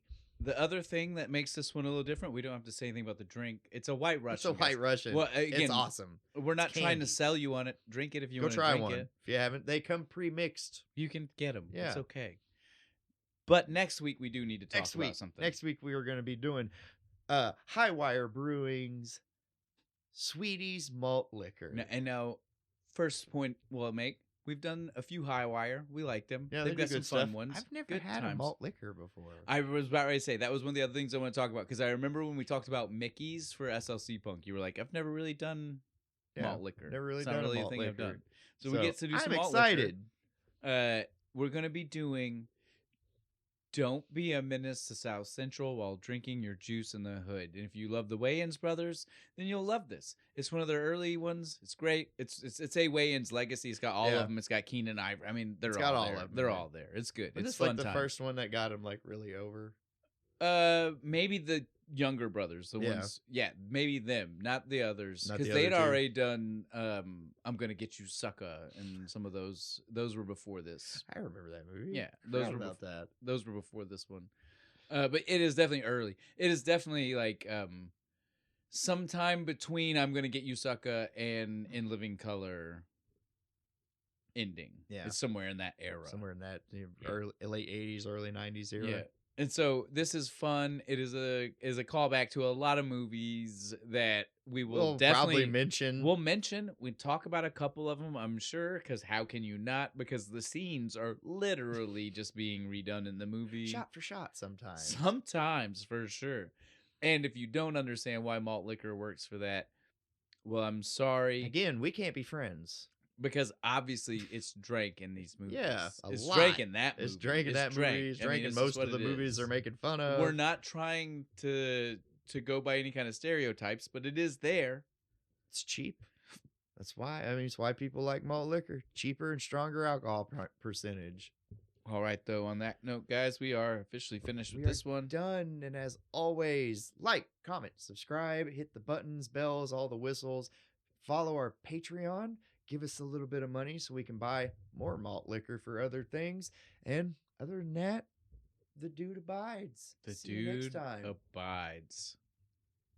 Hit my country western music.